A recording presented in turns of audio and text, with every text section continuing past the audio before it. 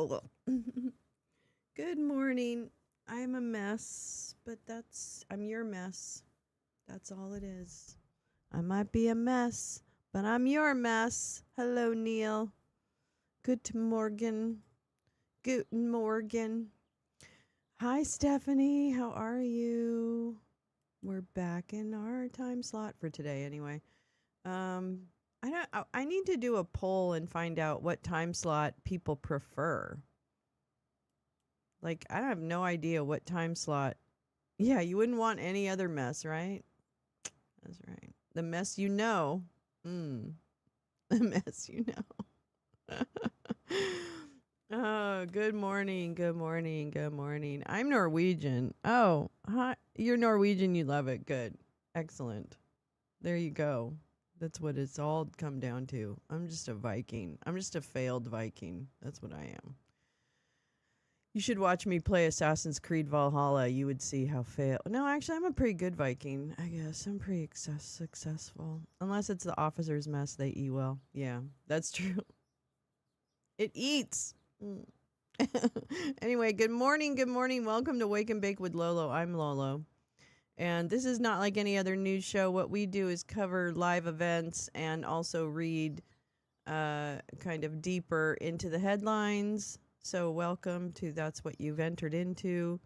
I also make jokes and funny voices sometimes, and I put up paper dolls on the screen to humiliate MAGA. Let's see, anything else you need to know? No, I think that's just about it. So that's what Lolo does here at Wake and Bake. It's like a news show, but not really. It's like a Carol Burnett show, but if Carol Burnett had news, then that would be what I hope this becomes. Just so you know. Guess what? Nut Liquor, our favorite, is already live and causing trouble at the Commerce Secretary, Howard Lutnick. And I love a good Howard Lutnick digging himself a hole deeper. You're in a meeting? Okay, Lee, darling. Let's see. Yeah.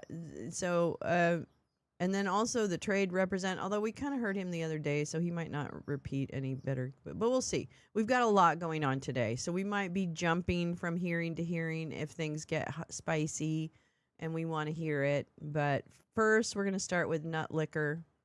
And I also have things to read to you. I mean, we have a lot of stuff, so just settle in. What is it, Wednesday? Happy Wednesday. Happy Hump Day. And enjoy the show, because we're gonna free your mind, and the rest will follow. So let's see where we go with this. Whoa.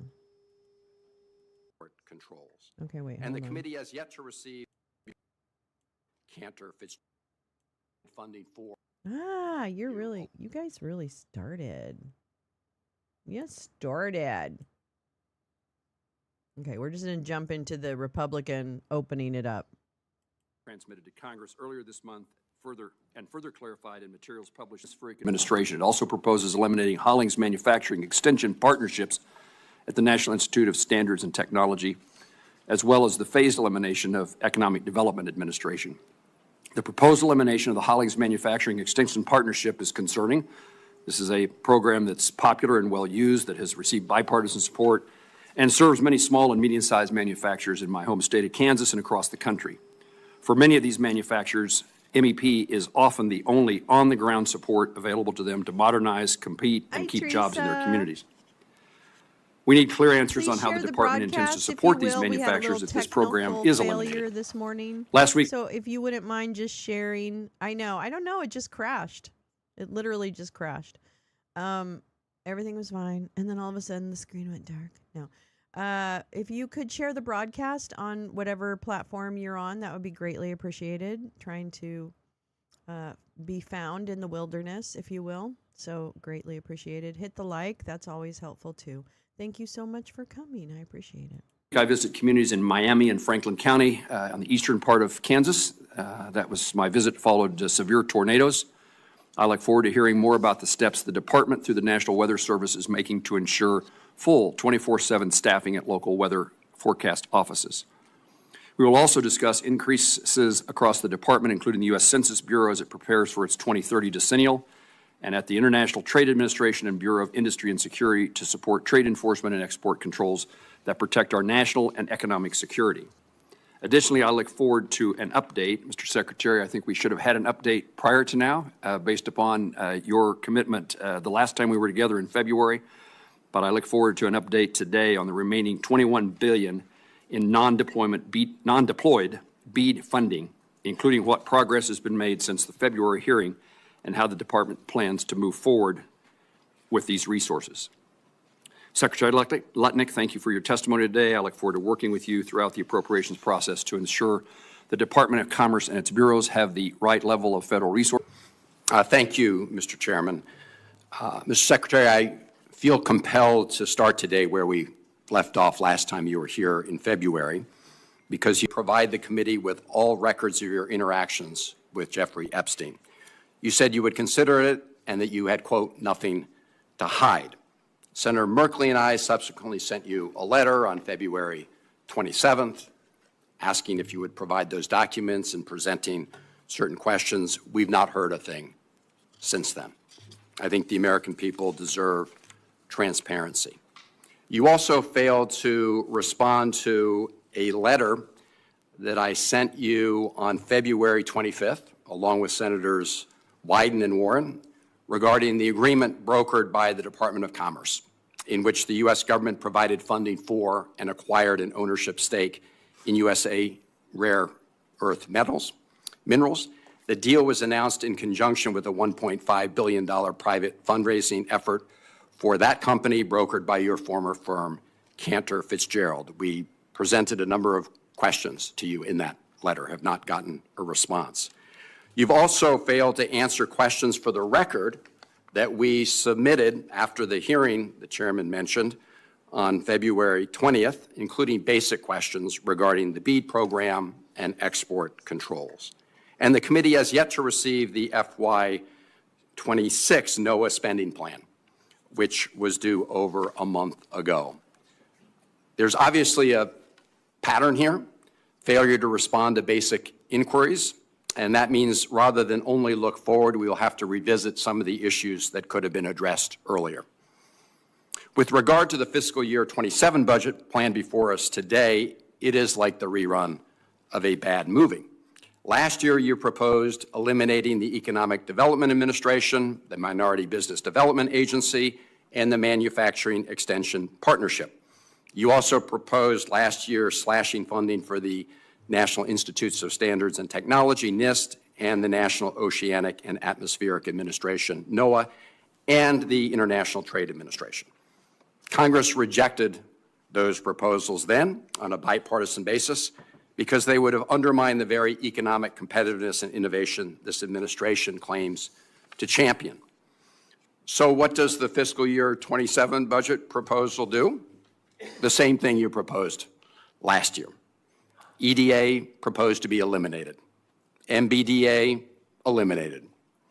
Maryland, the Manufacturing Extension Program eliminated. NIST cut by 54%. NOAA cut by 27%. ITA cut by 25%, even as the trade enforcement caseload is skyrocketing.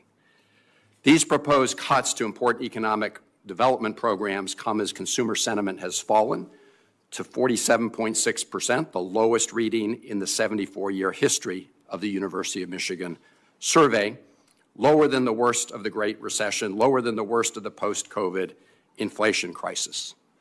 These proposed cuts arrive as inflation just hit 3.3%, the highest level in 2 years, and gas prices are way up. GDP growth in the fourth quarter of last year came in at just 0.5%. And on trade, the illegal tariffs cost the American people $166 billion, estimated to mean $1,700 on average per American family, and they haven't gotten their money back. So, Mr. Secretary, you would think that we would see a budget that supports trade and economic growth, not one that would make things worse, not one that this committee rejected on a bipartisan basis. So I hope, Mr. Chairman, that the committee is once again able to work on a bipartisan basis here and put together a budget that meets the needs of the American people. I do look forward to your testimony, Mr. Secretary, and the questions. Thank you, Mr. Chairman. Senator Van Hollen, thank you. We will, in that regard. Secretary Lechnick, you are now recognized for your testimony. Welcome. Thank you. Chairman Moran, Ranking Member Van Hollen, and members of the subcommittee, it is an honor to join you here today. Over the past 15 months, President Trump has proven that the American economy is the strongest and most resilient in the world. When businesses look for places to expand manufacturing, drive innovation, and hire more workers, they decisively are choosing the United States. Micron, $200 billion investment in memory semiconductor manufacturing in Idaho, upstate New York, and Virginia. TSMC's $165 billion advanced manufacturing investment in America's semiconductor logic sector, and Texas Instruments' $60 billion investment for 7 U.S. semiconductor fabs across 3 manufacturing megasites in Texas and Utah are just a few examples of the Trump administration's commitment to driving semiconductor investment and bringing jobs back to the United States. I could spend our entire time together listing the record-setting commitments company after company and industry after industry have made to build in America. Trillions of dollars of capital investment are pouring into America, led by President Trump and the United States Department of Commerce. I am proud of the leadership role the Department of Commerce has played in providing the support and encouragement these businesses need to revive American manufacturing, and we have only just begun. Over the past few months alone, the Department of Commerce has announced multiple $15 billion plus record-setting critical energy investments across the country, from Pennsylvania and Georgia to Texas and Tennessee, that will accelerate economic growth, ensure U.S. energy dominance, bolster critical supply chains, and strengthen U.S. national and economic security.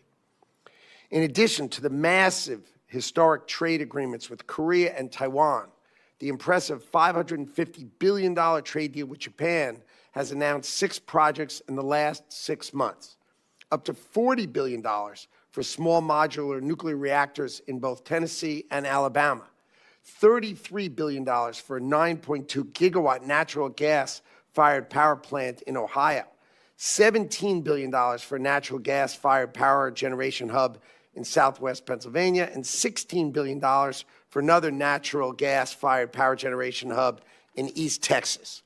In addition, $2 billion for a deep-water crude oil export terminal in the Gulf of America, and $600 million for the critical high-pressure, high-temperature synthetic diamond grit facility, which we need in Georgia.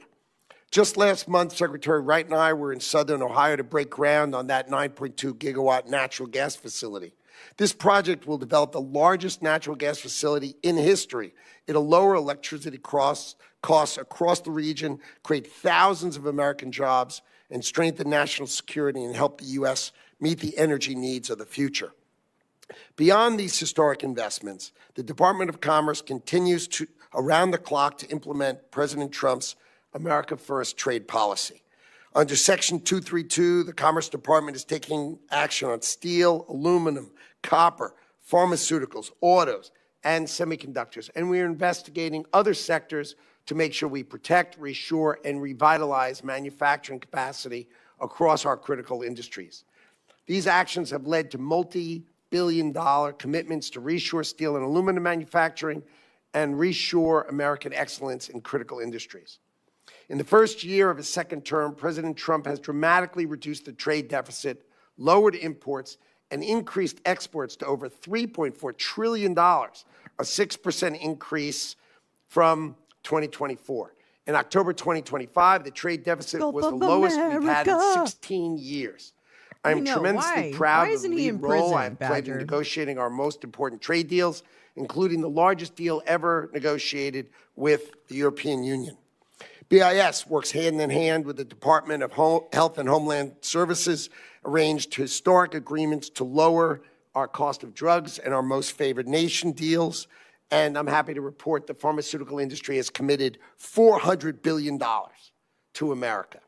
ITA has helped Boeing and Wabtec and led $244 billion of contracts for America as compared to the Biden industry's $17 billion.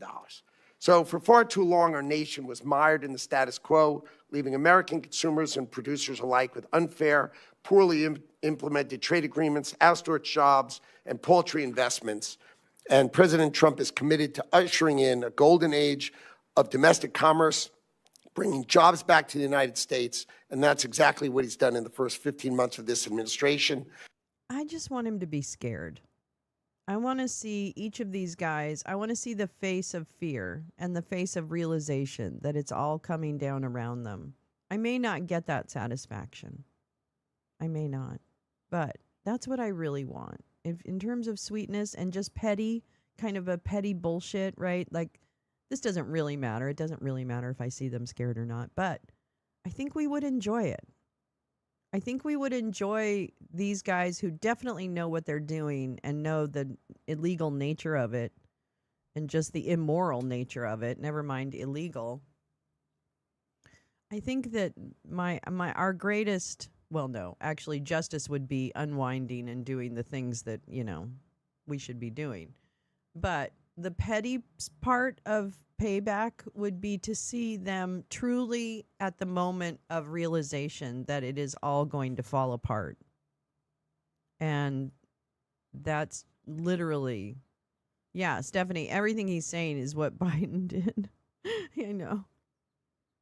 Bring manufacturing back. Manufacturing what? Yeah, nothing to see here. Move along. I look forward to working with you as the wait. department continues to spur economic growth and secure unprecedented prosperity for the American people. I'm a petty bitch, okay? Let me begin with So, where we left off that's- in February. That's it. I was expecting something concrete from the department. At that February 10 hearing, you committed to using the remaining $21 billion in BEAD non-deployed funds and to conduct listening sessions with stakeholders to determine the best use. So my impression from that hearing was that those funds will be utilized to make certain that there is connectivity, broadband availability to all Americans, and that you would conduct listening sessions to help determine how the best way to accomplish that goal is. During those listening sessions, staff indicated that guidance would be issued by March the 11th, following those stakeholder engagements, and however, that guidance has not yet been released. Additionally, Senator Collins and Senator Fisher and I submitted a letter to you on March the 5th regarding BEAD funding and talking about an available round of broadband deployment, and we've yet to receive a response. Could you provide us with an update and perhaps something more than soon in your response? Sure. I'm glad to talk about the high-class problems that we have. So the Department of Commerce rebid the BEAD program. We have 54 states and territories done. 46 have literally signed the documents and are drawing money, and the rest have the documents. They're just finishing up the documents. So these are states and territories drawing down on the execution of the plan for the first $21 billion, right? Then on the redeployment money, we have $21 billion remaining. We held listening sessions, over 1,000 people attended, 280 comments. We're sorting through those comments and trying to determine the plan, which we're going to go over with the administration. And unfortunately, I am going to answer it's going to come shortly, but that is the plan. Thank you for not using the word soon. Thank you for not using the word soon. Please, next time, don't tell me the answer is soon or shortly. Okay. Mr. Secretary, so what do you expect perhaps you're still going through the details, or analyzing those comments, which is what we would expect you to do, but what do you think the plan is going to be? Are these dollars going to be spent for purposes of deploying broadband in the United States to customers that would not otherwise be served? It's our objective to make sure that the funds are used state by state, broadly across our great nation, to help Americans with respect to broadband and within the statute to which you've written. So we will adhere to the statute that's been written, and the monies will be deployed across our great nation. Well, Mr. Secretary, I worry, I worried in the last hearing, and I worry in your answer today that That's you will not an follow the laws answer. of the statute. That doesn't sound like something I That's should not be an worried answer. about. But there is a catch-all provision in a list of things that are permissible, and the very last one would suggest you have significant discretion in this regard. And I will state to you, and for the record, I'm worried that I would hope that you do not use that last catch-all phrase to do something other than broadband deployment. And so when you tell me that you're going to follow the statute, I can't complain about you following the statute, but I would certainly suggest, hope, encourage, insist that this money be used, because I'm absolutely certain that even though we've deployed significant billions of dollars in broadband development support, there are plenty of Kansans and Americans who will be unserved or underserved with a significant challenge in connecting with the rest of the world if this last $21 is diverted someplace else.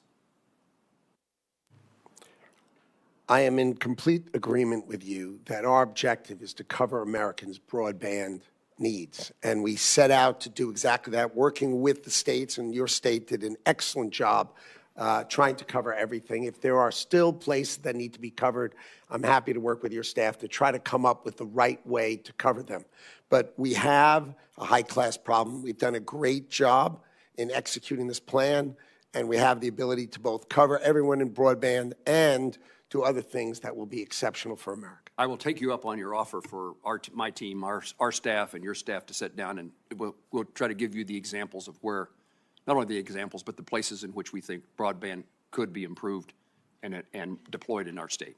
Thank you, Mr. Secretary. Senator Van Hollen. Thank you, Mr. Chairman. I'm informed, Mr. Secretary, that last night we did get the fiscal year 26 NOAA spend plan. So that makes you 1 out of 4 in terms of responses. And so I am going to go back to requests and letters that were not responded to, because you did say at the last hearing with respect to the Epstein affair that you had, quote, nothing to hide. I assume that is still your testimony today. Is that right, Mr. Secretary? That is right. So why have you not responded to the letter that Senator Merkley and I sent following up on the last hearing, asking for documents just to be transparent about the situation and answering the questions that we presented in that letter? The last time we were together, I agreed and answered every question on that topic with this committee. And I answered each and every topic. I have voluntarily agreed in less than 2 weeks to sit and answer questions on this topic, fully whatever questions are asked of me, voluntarily in less than 2 weeks with your House colleagues. I would ask you if there are any questions that you want me to answer. Please give them to House colleagues, and I am going to answer them all. But I am here today to testify about the budget, and I look forward to discussing the President's budget with you today. But I am volunteering within 2 weeks to answer any and all questions on this topic. Well, Mr. Secretary, I'm aware of that. We presented you with questions and requests that from this committee that have not been responded to. So we're going to have to continue to pursue that. We will follow closely what happens in that proceeding. I hope you will provide them with the materials that we hope to secure here as well. And again, the reason I'm asking this question at this hearing is because we didn't get a response to the letter. No response at all to that earlier letter. The other letter we haven't gotten a response to relates to the issue, as I mentioned, of the U.S. decision, the Commerce Department decision to take a stake, a U.S. government stake in U.S. rare earth, $1.6 billion in federal support.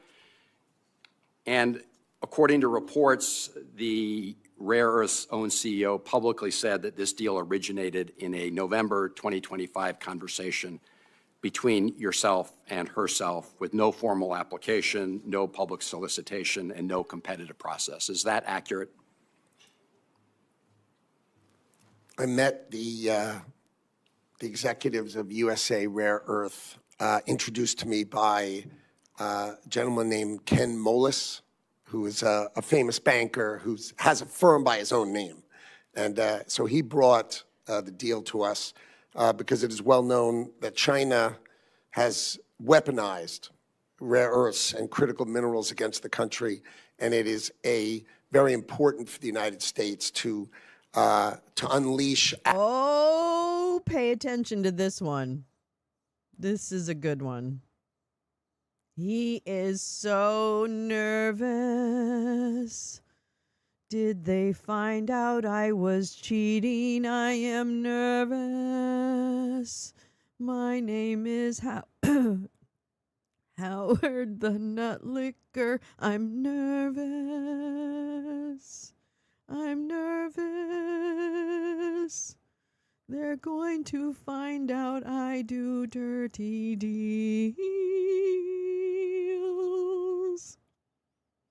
I'm nervous. I'm nervous, Nut Licker. I'm nervous. Why did they ask me that? I'm nervous. I'm Howard Nut Licker, and I am nervous. This is the musical I'm writing in my head. This is Howard's like big song. This is his big. I wanted to have this mouth, this gaping mouth of lies. This gaping mouth of raping the United States for everything she's worth. This probably there is alleged collusion with the Saudis around 9/11. I don't even want to go there. But he's nervous.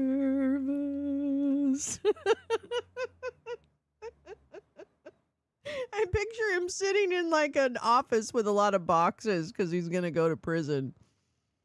So like he's just sitting there being really sad about what he's lost. This is going to make one heck of a Broadway play and Muppet movie. Move over, Hamilton. Get ready, Kermit. Kermit the Pepe.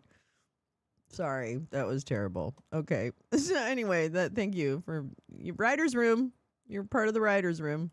Our ability to do rare earths, critical minerals. Yeah, it's and all magnets. about China. And USA Rare Earth has not a about the mine deal. to magnet integrated model. And that was interesting. It was presented to me by Ken Moelis, and then I introduced them to the CHIPS team to pursue the transaction. So, Mr. Secretary, I have no complaint with the decision to take some U.S. ownership stake in exchange for the investment, something that some of us encourage the Biden administration to do in strategic sectors, like this one, certain others. It's more the complete lack of transparency and process under which this deal took place because, you know, before that transaction, I understand that this company's total federal contracting history was worth less than $100,000. It also, as you well know, coincided with the fact that your previous firm, Cantor Fitzgerald, helped arrange the transaction on the other side of the deal, on the private investment side, which raises considerable conflict of interest concerns. So can you respond to the letter? Would you respond to the letter by the end of this month that we sent? Are you kidding me? Cantor Fitzgerald did the deal? Is that what I just heard? Did I just hear that? Did I just hear that? What?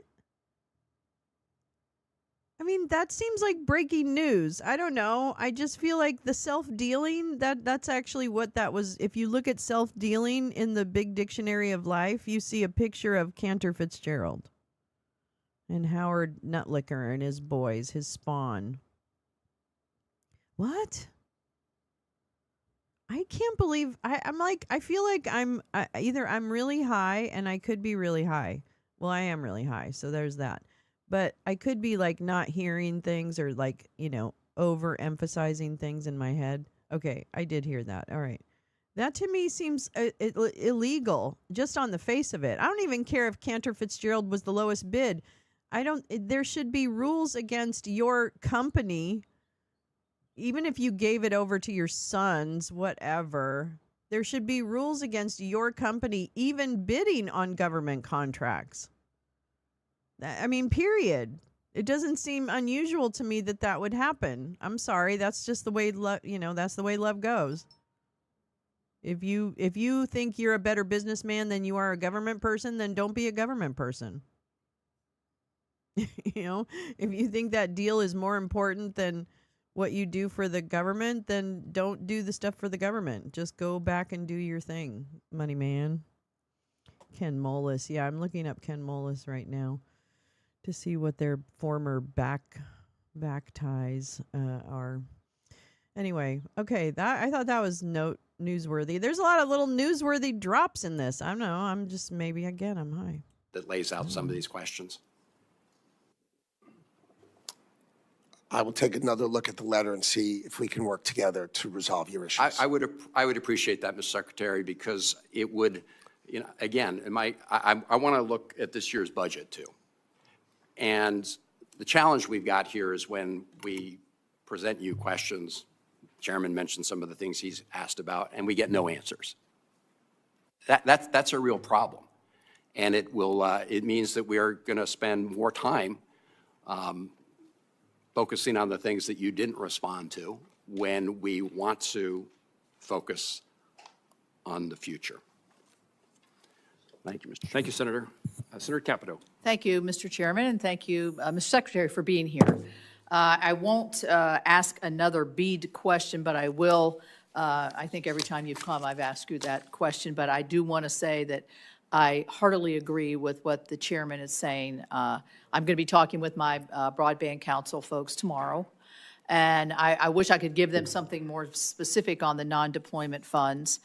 So as soon as that comes, and I hope it will adhere to, there are going to be places that are still left uncovered, and there's going to be infrastructure that still needs to be built and to support the new structures of the future to keep everybody connected into the future. So I hope those non-deployment funds can stay within our respective states. So I'm anxious to hear how you do that. So I appreciate that.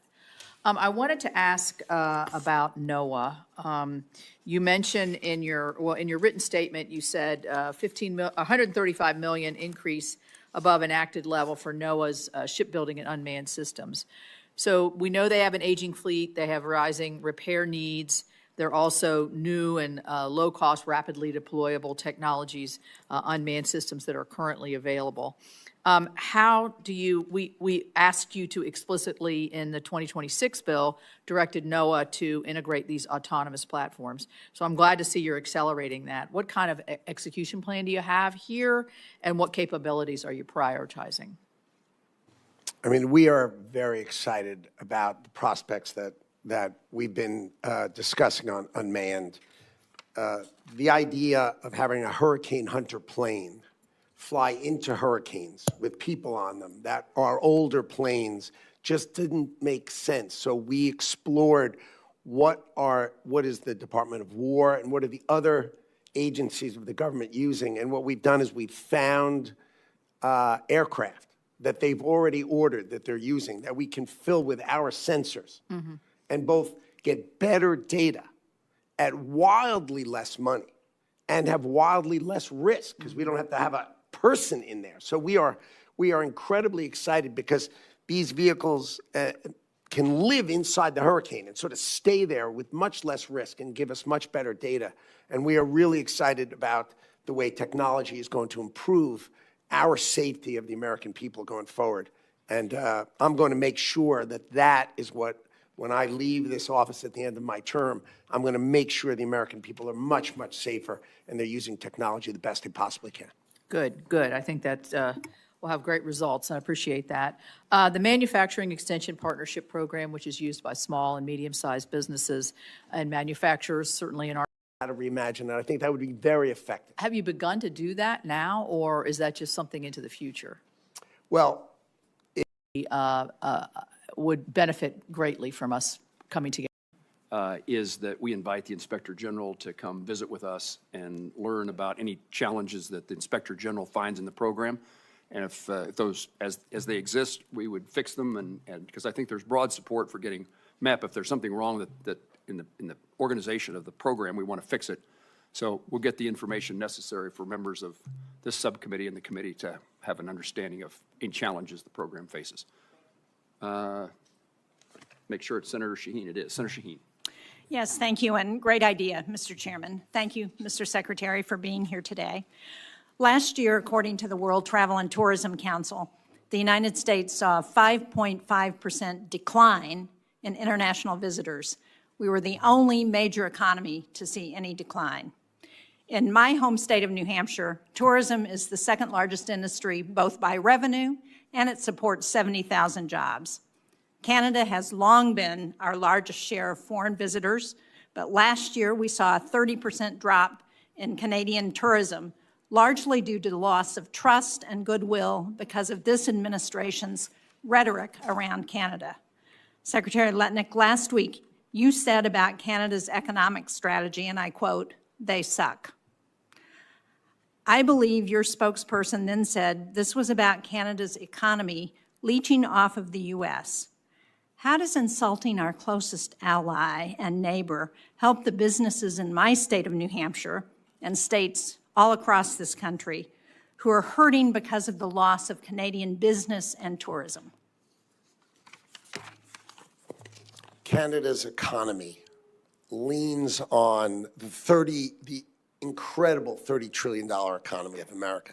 But there's no doubt about that, Mr. Secretary. But insulting our closest ally and neighbor who provides a lot of business, we have a lot of businesses in New Hampshire, small businesses who work on both sides of the border. We have all those Canadian visitors who are not coming because of your comments and comments by the administration. How does that help our economy? It is outrageous that Canada will not put U.S. spirits on the shelf. It is insulting. It is. And disrespectful to America that they won't Absolutely. even put... And my husband has an interest in a company that has American spirits. And they won't do it because of the insults from this president and comments like yours.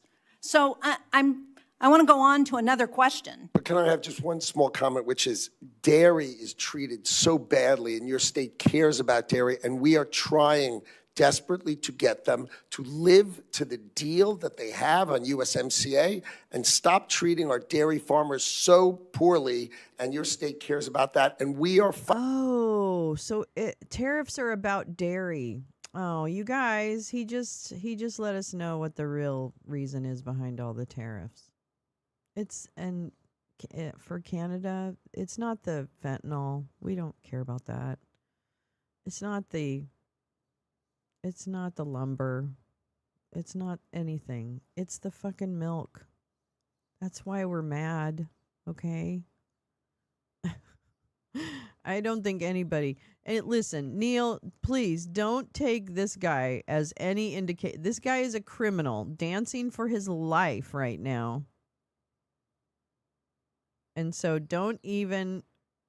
Yeah, I know. Jean's just mad her husband's business isn't doing well or something. I have no idea, but whatever. To whatever point, yeah, he didn't talk about his babysitters again. Canada has always been against... Exactly. Listen, Neil, nobody believes this clown, this ass clown.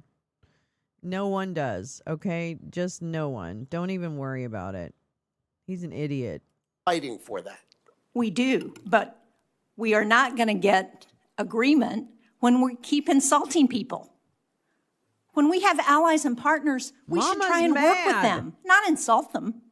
And I find your rhetoric insulting to the people in my state who are working so hard to try and ensure that they can do business. I want to move on to BEAD and the non-deployment funds, because Secretary Letnick, as I said the last time you were here, Senator Collins and I led Exactly, the Carrie. negotiations around the bipartisan infrastructure law and those broadband provisions. And when we enacted BEAD into law, as Chairman Moran said, we understood that any remaining funds after broadband deployment would be used for adoption. New Hampshire was promised nearly $200 million in BEAD funding, yet only $18.6 million has been awarded for deployment. That means New Hampshire has nearly $180 million left for non-deployment activities. So when can we expect guidance from NTIA on how states can spend the estimated $21 billion in remaining non-deployment BEAD funds? We finished our listening tour. We took the comments, over 280 comments and 1,000 people who spoke to us. We are narrowing the gap. We will make sure that we are covering all broadband access, and we will have a plan that we would be happy to discuss with you, as I said, within the coming months. 1,000 people And gave 280 comments? Do you have a deadline for when you're hoping to get that plan to us? Just kidding. I'm just kidding. Took me a while. My Other than objective- soon? Well, my objective was to start by getting the money out and getting I America know. the This is benefit the of the dumbest bargain, thing which in we've the done, world. right? 54 This is states why and the EU territories is dragging their executed feet. and out the door. They're like, we Finally, don't wanna right? buy This is getting the anything. money out the door. But I would expect over the next 2 months, we will have our plan in place, and we will be happy to discuss it with you. Okay, I only have a few seconds left, but in your confirmation hearing last year, you said that the United States needed to stop China from, and I quote, using our tools to compete with us. And you specifically called out U.S. companies for advancing Beijing's AI ambitions. Since then, the administration has allowed powerful chips to be exported to China. Can you assure us today that the administration is going to stop those chip sales to China that would advance its military modernization? We heard yesterday at the Armed Services Committee from Admiral Paparo, who expressed concern about China being able to access those advanced chips.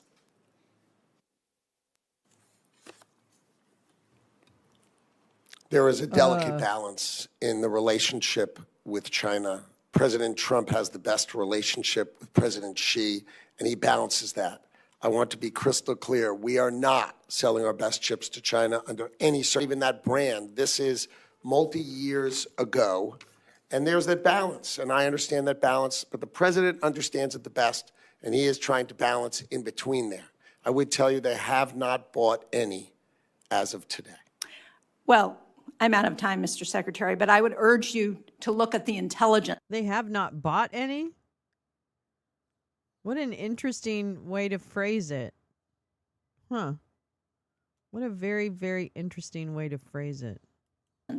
On the chips, because that is not what the intelligence says about what we are selling to China.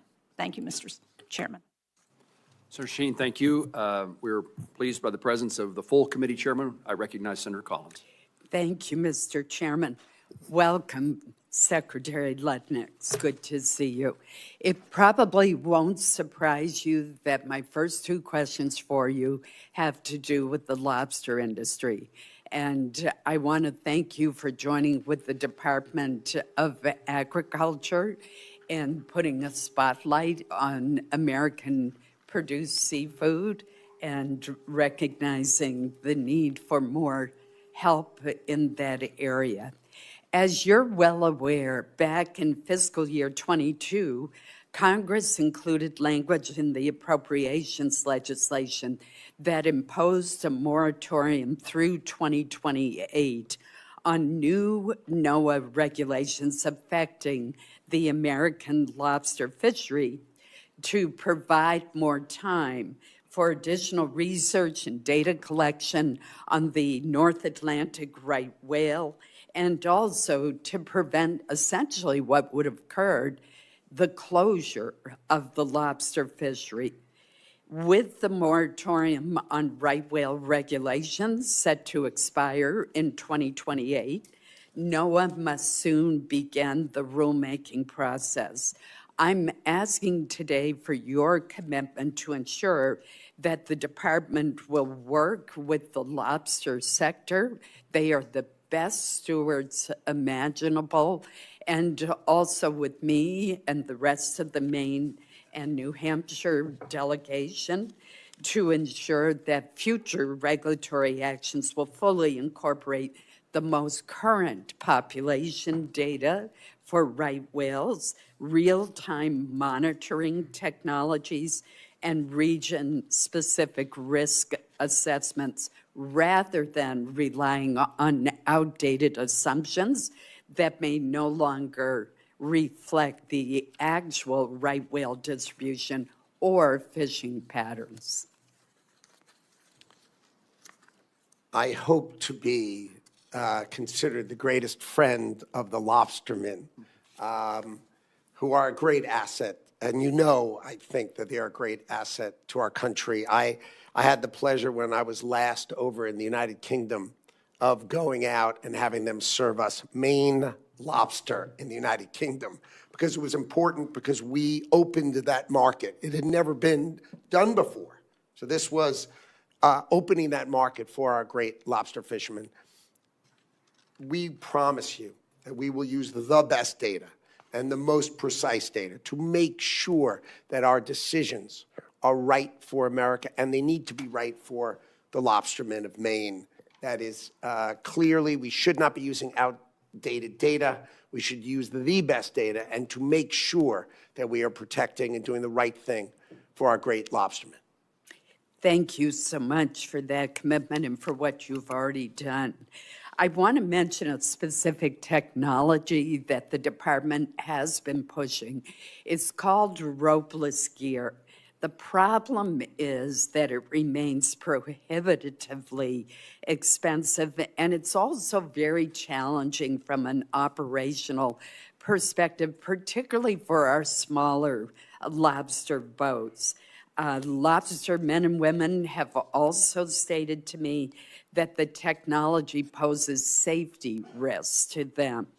What investments is NOAA making in alternative scalable risk reduction technologies, such as weak links so that the line can break, reduced time line lengths, enhanced gear marking, and real-time tracking systems, which could achieve the kinds of meaningful conservation and protective benefits for the right whale without putting our small boat operators at risk or putting them out of business because of the cost of this ropeless gear. My point is, we shouldn't just focus on one kind of technology. The industry has all sorts of ideas, and I hope that you will commit to looking beyond just ropeless gear. That is an easy commitment for us. We will never pick just one winner. That makes no sense for America. The key to America is great innovation. Someone who comes up with an interesting idea that's very expensive, I understand, and for maybe for some tots big and pears lobster boats, to that would be Jordan great. Peterson. But you Sorry. need Sorry, to not cover sorry. all of America. And I am happy to engage with you to make sure we are examining all ways that we can be better, and there needs to be economically reasonable ways to be better. Everything can't just be, well, that's a good idea, but it's darn expensive. That's just not the American way, Oh and my it's not the God, this Department guy of says Commerce's nothing. way, He and it's is not NOAA's way. This guy is like a fucking, and I'm sorry to all the insurance salesmen out there, but he's like the worst insurance salesman or the worst used car dealer you've ever dealt with. It's literally who this guy is. He is such a fucking scam. Oh my God, what a fucking piece of scum. I can't stand this guy. He does sound like and he always sounds like he's trying to sell you something that isn't real or be a total sycophant. Oh God, it just makes me ill. Thank you Hate so him. much for those words and Shut that up. commitment. I'm And sick of the small fucking. I business. don't even care. Middle mile for the I don't even non-deployment care what funds. you're saying. You stupid cow. Hawaii's different. A friend of mine who's a political operative came to Hawaii for the first time and said, every place says they're different, and that's only true in Hawaii and Louisiana. And And Maine. and yeah. Well, see, then you get Alaska and Alabama. I understand, but I want to be precise here. For us, middle mile entails from island to island, and I just wanted you to acknowledge the geographic and sort of topographic difference, so that we're not stuck trying to do that middle mile for the non-deployment funds, and we have technicians who are thinking about the continental United States who do not acknowledge that the physical realities of Hawaii are different. Can I have your commitment to bird dog that particular narrow issue? I think that is a fair issue for us to deeply consider. I appreciate you pointing it out, and I'll make sure my team is on it and we have a full discussion on that topic. That makes sense to me. Thank you. In January of this year, the Inouye Regional Center suffered significant water damage from a burst pipe. You've already been helpful to repair the damage. There may be mold and mildew, we don't know yet, but do I have your commitment to kind of watch this issue and give NOAA and the Inouye Regional Center whatever they need? I will be happy to examine it together with you and make sure we understand the problems and the best way to address it. Thank you. I want to ask you about the executive order tasking the Commerce Department to evaluate whether state AI laws are onerous and burdensome. And I think the question that I have in mind, first of all, I don't like preemption generally. I think if we're going to do preemption, we should at least legislate in the space of AI rather than just tell the states that they may not take any action. But I'm worried about the onerous and burdensome standard because it gives a fair amount of not just flexibility, for a number of years, but my friend. a lack Be of careful. clarity to a state legislature. Like, is the judiciary chairman from the Missouri State House supposed to call the OLA at the Commerce Department and say, is this onerous and burdensome?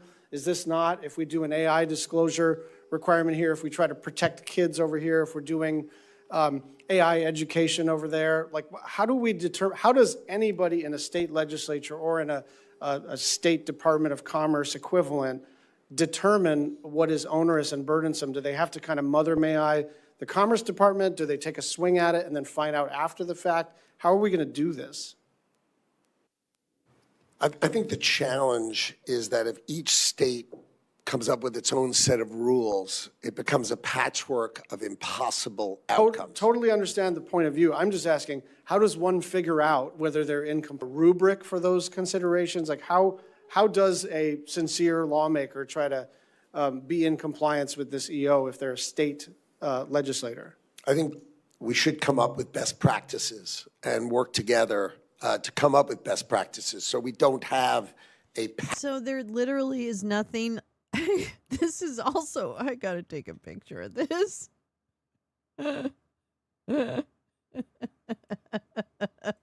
Sorry, Howard, not sorry. Anyway, what you're telling me that after all the kerfuffle around AI, state level legislation around AI, guardrails and things of that nature, regulation, after all of that kerfuffle last year, they haven't even come up with what the rubric would be where if you wanted to be in compliance with that EO, that there would be standards that you could refer to if you're doing that. Like, are you kidding me? I'm going to tell you right now, this is the biggest scam in your face I've ever seen. It's literally the guys who tell you on one hand that, yeah, we're working on it. Yeah, we're working on it. And on the other hand, just continue doing the shit that they want to do. This is literally, it's like the guy just fucking just lying to our faces going, yeah, we're going to get to that. Yeah, that's really important. I share your concern. I share your concern about that, Senator. You know, and then, and then they're too busy shorting the market on the other hand, right? Because literally Cantor Fitzgerald was inserted in that deal. Cantor Fitzgerald literally was on paper in the deal with this bank to buy shares for the United States government, or to whatever, buy a stake for the U.S. government to buy a stake in this company, USA Rare Earths. I mean, and the tariff refund rights. Like, I'm sorry. When does enough become enough? When does it crime so hard, that somebody says, oh, that's enough? Like, is there a class action suit or something where we can say, hey, we call bullshit on this, or, anything? They're robbing us. It's the robber barons. I mean, good. It's Pepper. It's the robber barons.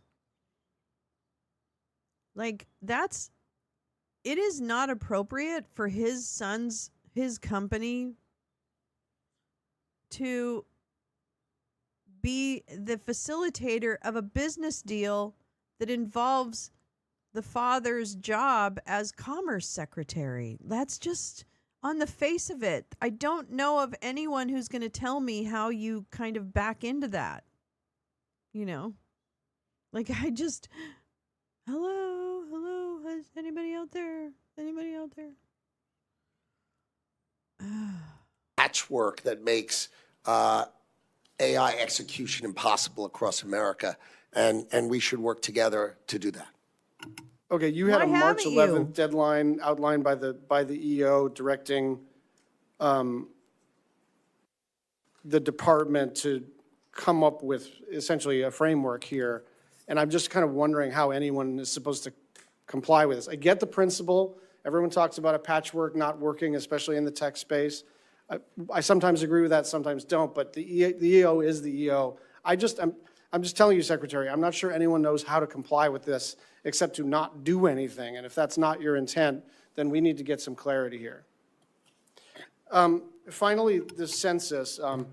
You and I had a very constructive conversation, both privately and publicly, about the census, and I believe that you want to make sure that the census counts every person in the United States, not every citizen, but every person as the Constitution provides.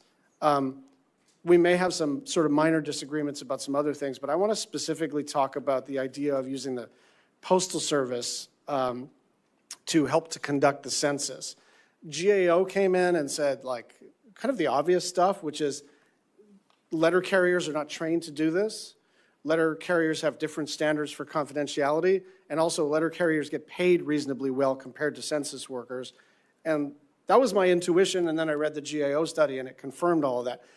Why do we think this is a good idea? It seems like it's going to be very expensive, and also I should have led with this. It'll probably delay the delivery of mail. So I don't understand why we like this idea. Normally, the census would hire 500,000 people, pay them by the hour, train them with no training whatsoever. They don't wear a uniform, and they try to find out where Americans live, rent them. They train them without training? They train them without training? What does that mean? What does that mean? Training them with no training whatsoever? I don't understand what that means. Does he mean the trainers have no training? Isn't that his job? Wouldn't he train the trainers? Cars, so pay their gas, buy them handheld lying. devices, and send them out, and then they're going to be knocking on your door, which would cause your heart to beat a couple of times when someone's knocking on your door you don't know. As compared to the Postal Service, which we have a test case coming in 2026, which we're going to do together. They wear uniforms. They're already trusted. We already own their cars. They already know where everybody lives. They already have the gas, and they already have electronic devices that we can put the application on. I think this will make the census more efficient, more accurate, pay the postman more money, and be beneficial to all of America. And I'm excited to try it in 26. Chairman, can I just have 20 more seconds to just complete this? Thank you. Secretary, I think you have articulated the reason for exploring this.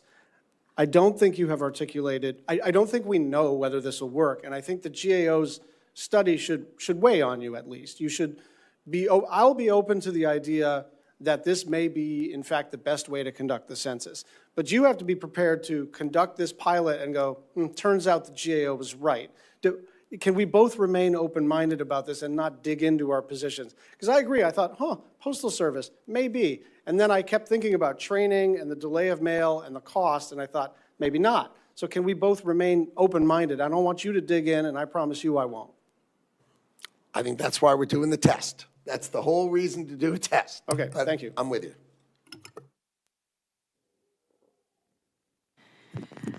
Mr. Secretary, thank you for being here today. It's great to see you.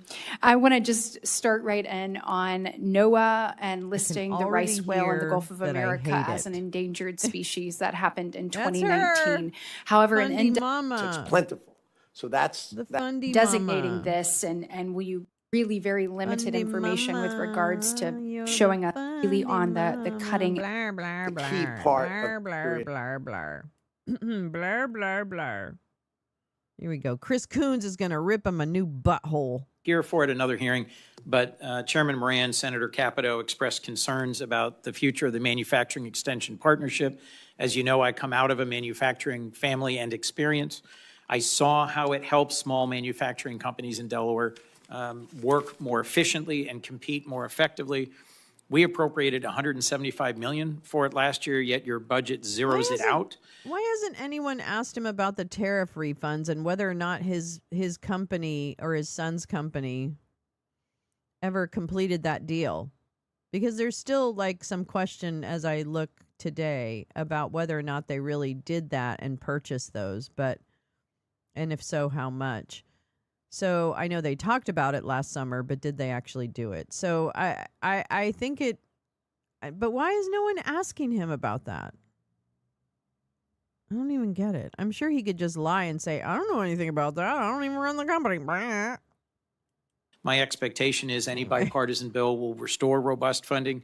Will you commit to following the signed law for FY26 and continue implementing the MEP program? It's a simple question.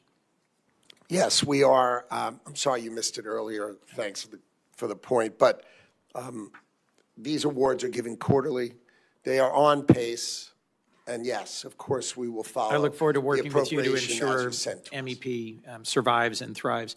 NIST is our nation's leading entity for promoting American innovation and competitiveness, and I think it's a tremendous agency. I've worked closely with it over the more than decade I've been on the subcommittee. But you propose a $350 million cut to NIST's operating budget, and in particular, $120 million cut to their scientific, technical, and research programs. I'm concerned this threatens American leadership and will allow our adversaries to take advantage of that opening. Could you just explain briefly why that deep a cut to NIST? And Okay, so this is a good point. Thank you, Lee. Offers went out, but not sure how many importers would have signed away their refund rights unless they were desperate. Cantor Fitzgerald wasn't the only firm making those offers either. Thank you so much, Lee. That's great context. The fear to challenge corruption is, I know. if we in fact reverse It's it on a so- there's no bipartisan basis, will you spines. continue I know it's to advocate for hard. what I think is one of our real treasures for innovation? Thank you. Metrology is most important in NIST. Analytics, most important in NIST. And we are not cutting those things. We are cutting things that are not on those points, right? So what happens to these organizations is they drift and they start adding things that are not key to the outcome. Well, if I might, because I'm going to try and keep to my time since Senator Fisher suffered through me going over in the other hearing, and I will do my best, Senator. One of the things they drifted into is the manufacturing of biopharmaceuticals, where their national hub for that is in Delaware, and I believe they've made a dramatic difference. I'll just continue to advocate for NIST. I look forward to hearing from you about how you think they might have drifted. but let me move on. Patent and Trademark Office, I was very encouraged in our last exchange that you were no longer considering values-based patent fees, but we are about to see the expiration of the capability of the Patent and Trademark Office to set their own fees, something that was extended in 2018 when President Trump signed the Success Act. I'm ready to help you with this, but I've had no outreach from PTO. As you know, I support the pro-innovation, pro-patent work of John Squires. I'm just inviting outreach if there is something we can do before that authority expires to retain what is critical to PTO's success, their ability to set their own fees rather than having it done in some other way. I'll move to my last point with my last minute and a half. Admiral Paparo testified to Armed Services yesterday. He's the commanding officer of Indo-PACOM, that giving the PLA access to more advanced AI will improve their warfighting capability at the expense of our service members. And despite that, the administration approved the export of H200 chips in January, chips that are 6 times more powerful than the previously approved H20s and significantly more powerful than anything the Chinese are making. Can you tell us how many H200s have been licensed for export, how many more you intend to license, and what makes you confident that any chips sold to a company like Alibaba will stay out of the hands of the PLA? The process is those chips, the H200 chips, which are not Blackwell, meaning they're not in the top We're not category. giving them the absolute best, the most cutting edge, but we're giving them incredibly powerful chips that they don't otherwise have access to. We're not talking about a commercial interest. We're talking about the Chinese Communist Party and the People's Liberation Army, which is our #1 military adversary on earth. You may continue. Their cloud companies, my understanding is their cloud companies want to buy these chips. Of course they do. And central government has not let them, Chinese central government has not let them as of yet buy the chips because they're trying to keep their investment focused on their own domestic industry. So that's my understanding of what's happening. So we have not sold them chips as of yet. So no H200s have been sold to PRC-affiliated companies or companies that we, frankly, given their rules and how they operate, can expect will then be handed on to the PLA. That's my understanding as I sit here with you today. That's encouraging because, bluntly, the dual-use policy in China means that anything that goes to a commercial entity is accessible to the military. I hope that we will reverse the decision and not. Oh, again, Howard is just escaping. To the best of my knowledge, I'd say no. Like, Jesus Christ. License any. And Chris Coons is a little bit of a corporate dem. I don't like Chris Coons. I don't think he's good. He's certainly not progressive. If anybody is a centrist, it's got to be this guy. He's like the poster child for centrism, I think. So he's like, go along to get along. Yeah, he's a bit of a corporate. Yes, exactly. He's definitely a corporate dem. So, yeah. Anyway, I don't like him. I don't like him, and I don't like the other guy either. Chris Murphy. I don't like him either. Sorry. I feel like they're both the same person, and I always get them mixed up. H200 sales. Thank you, Mr. Chairman. Senator Coons, I won't cut into Senator Fisher's time, but in your absence, one of the answers from the Secretary and MEP on MEP was an IG report showing problems. And my suggestion, or what I'm going to plan to do, is to ask IG to come visit with members of this subcommittee. If there are problems, we can modify maybe some of the concerns of the department and the administration. Thank you, Mr. Chairman. Ms. Secretary, I want to turn to some of the efforts of the Bureau of Industry and Security.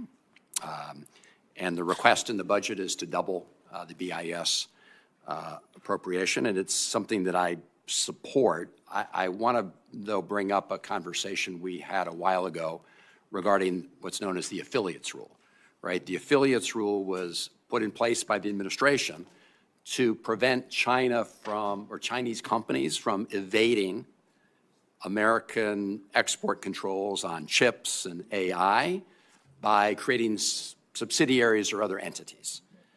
It was essentially designed to close loopholes. And it was something that I thought was a good idea.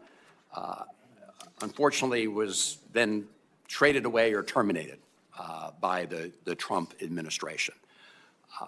at least for a year, it was suspended. I think it was suspended this last November for 1 year.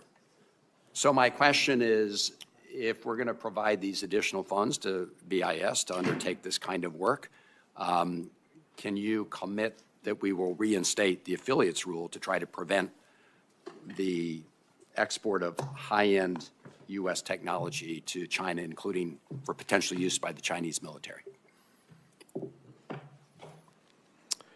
Thank you. Our trade relationship with China is very complex. It's led by President Trump and his relationship with President Xi, but there is a trade team led by Secretary Bessent and Ambassador Greer who are focused on that, and I focus on the rest of the world. So, the idea that there is balance to figure that out, I agree that the affiliates rule is a smart thing for the United States of America to consider, but it is part of the balance of that full trade agreement, which those other leaders in our administration are driving, and I am part of that team. Well, Mr. Secretary, it's interesting because I think I mentioned before that when I ask other members of the administration, they say to ask the other guy. And so we get in this circle and no answers because everybody I talk to agrees that we should apply the affiliates rule. But we have not yet reinstated it.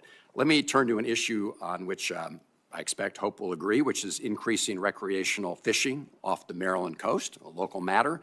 Earlier this month, NOAA informed the Mid-Atlantic states and relevant fisheries council and commission that the agency would not be ready to implement new measures to increase the recreational catch of prized black sea bass and summer flounder. Now, the states have been working on these changes for more than 8 months to increase the catch by 20%, which would be a good deal for recreational fishermen.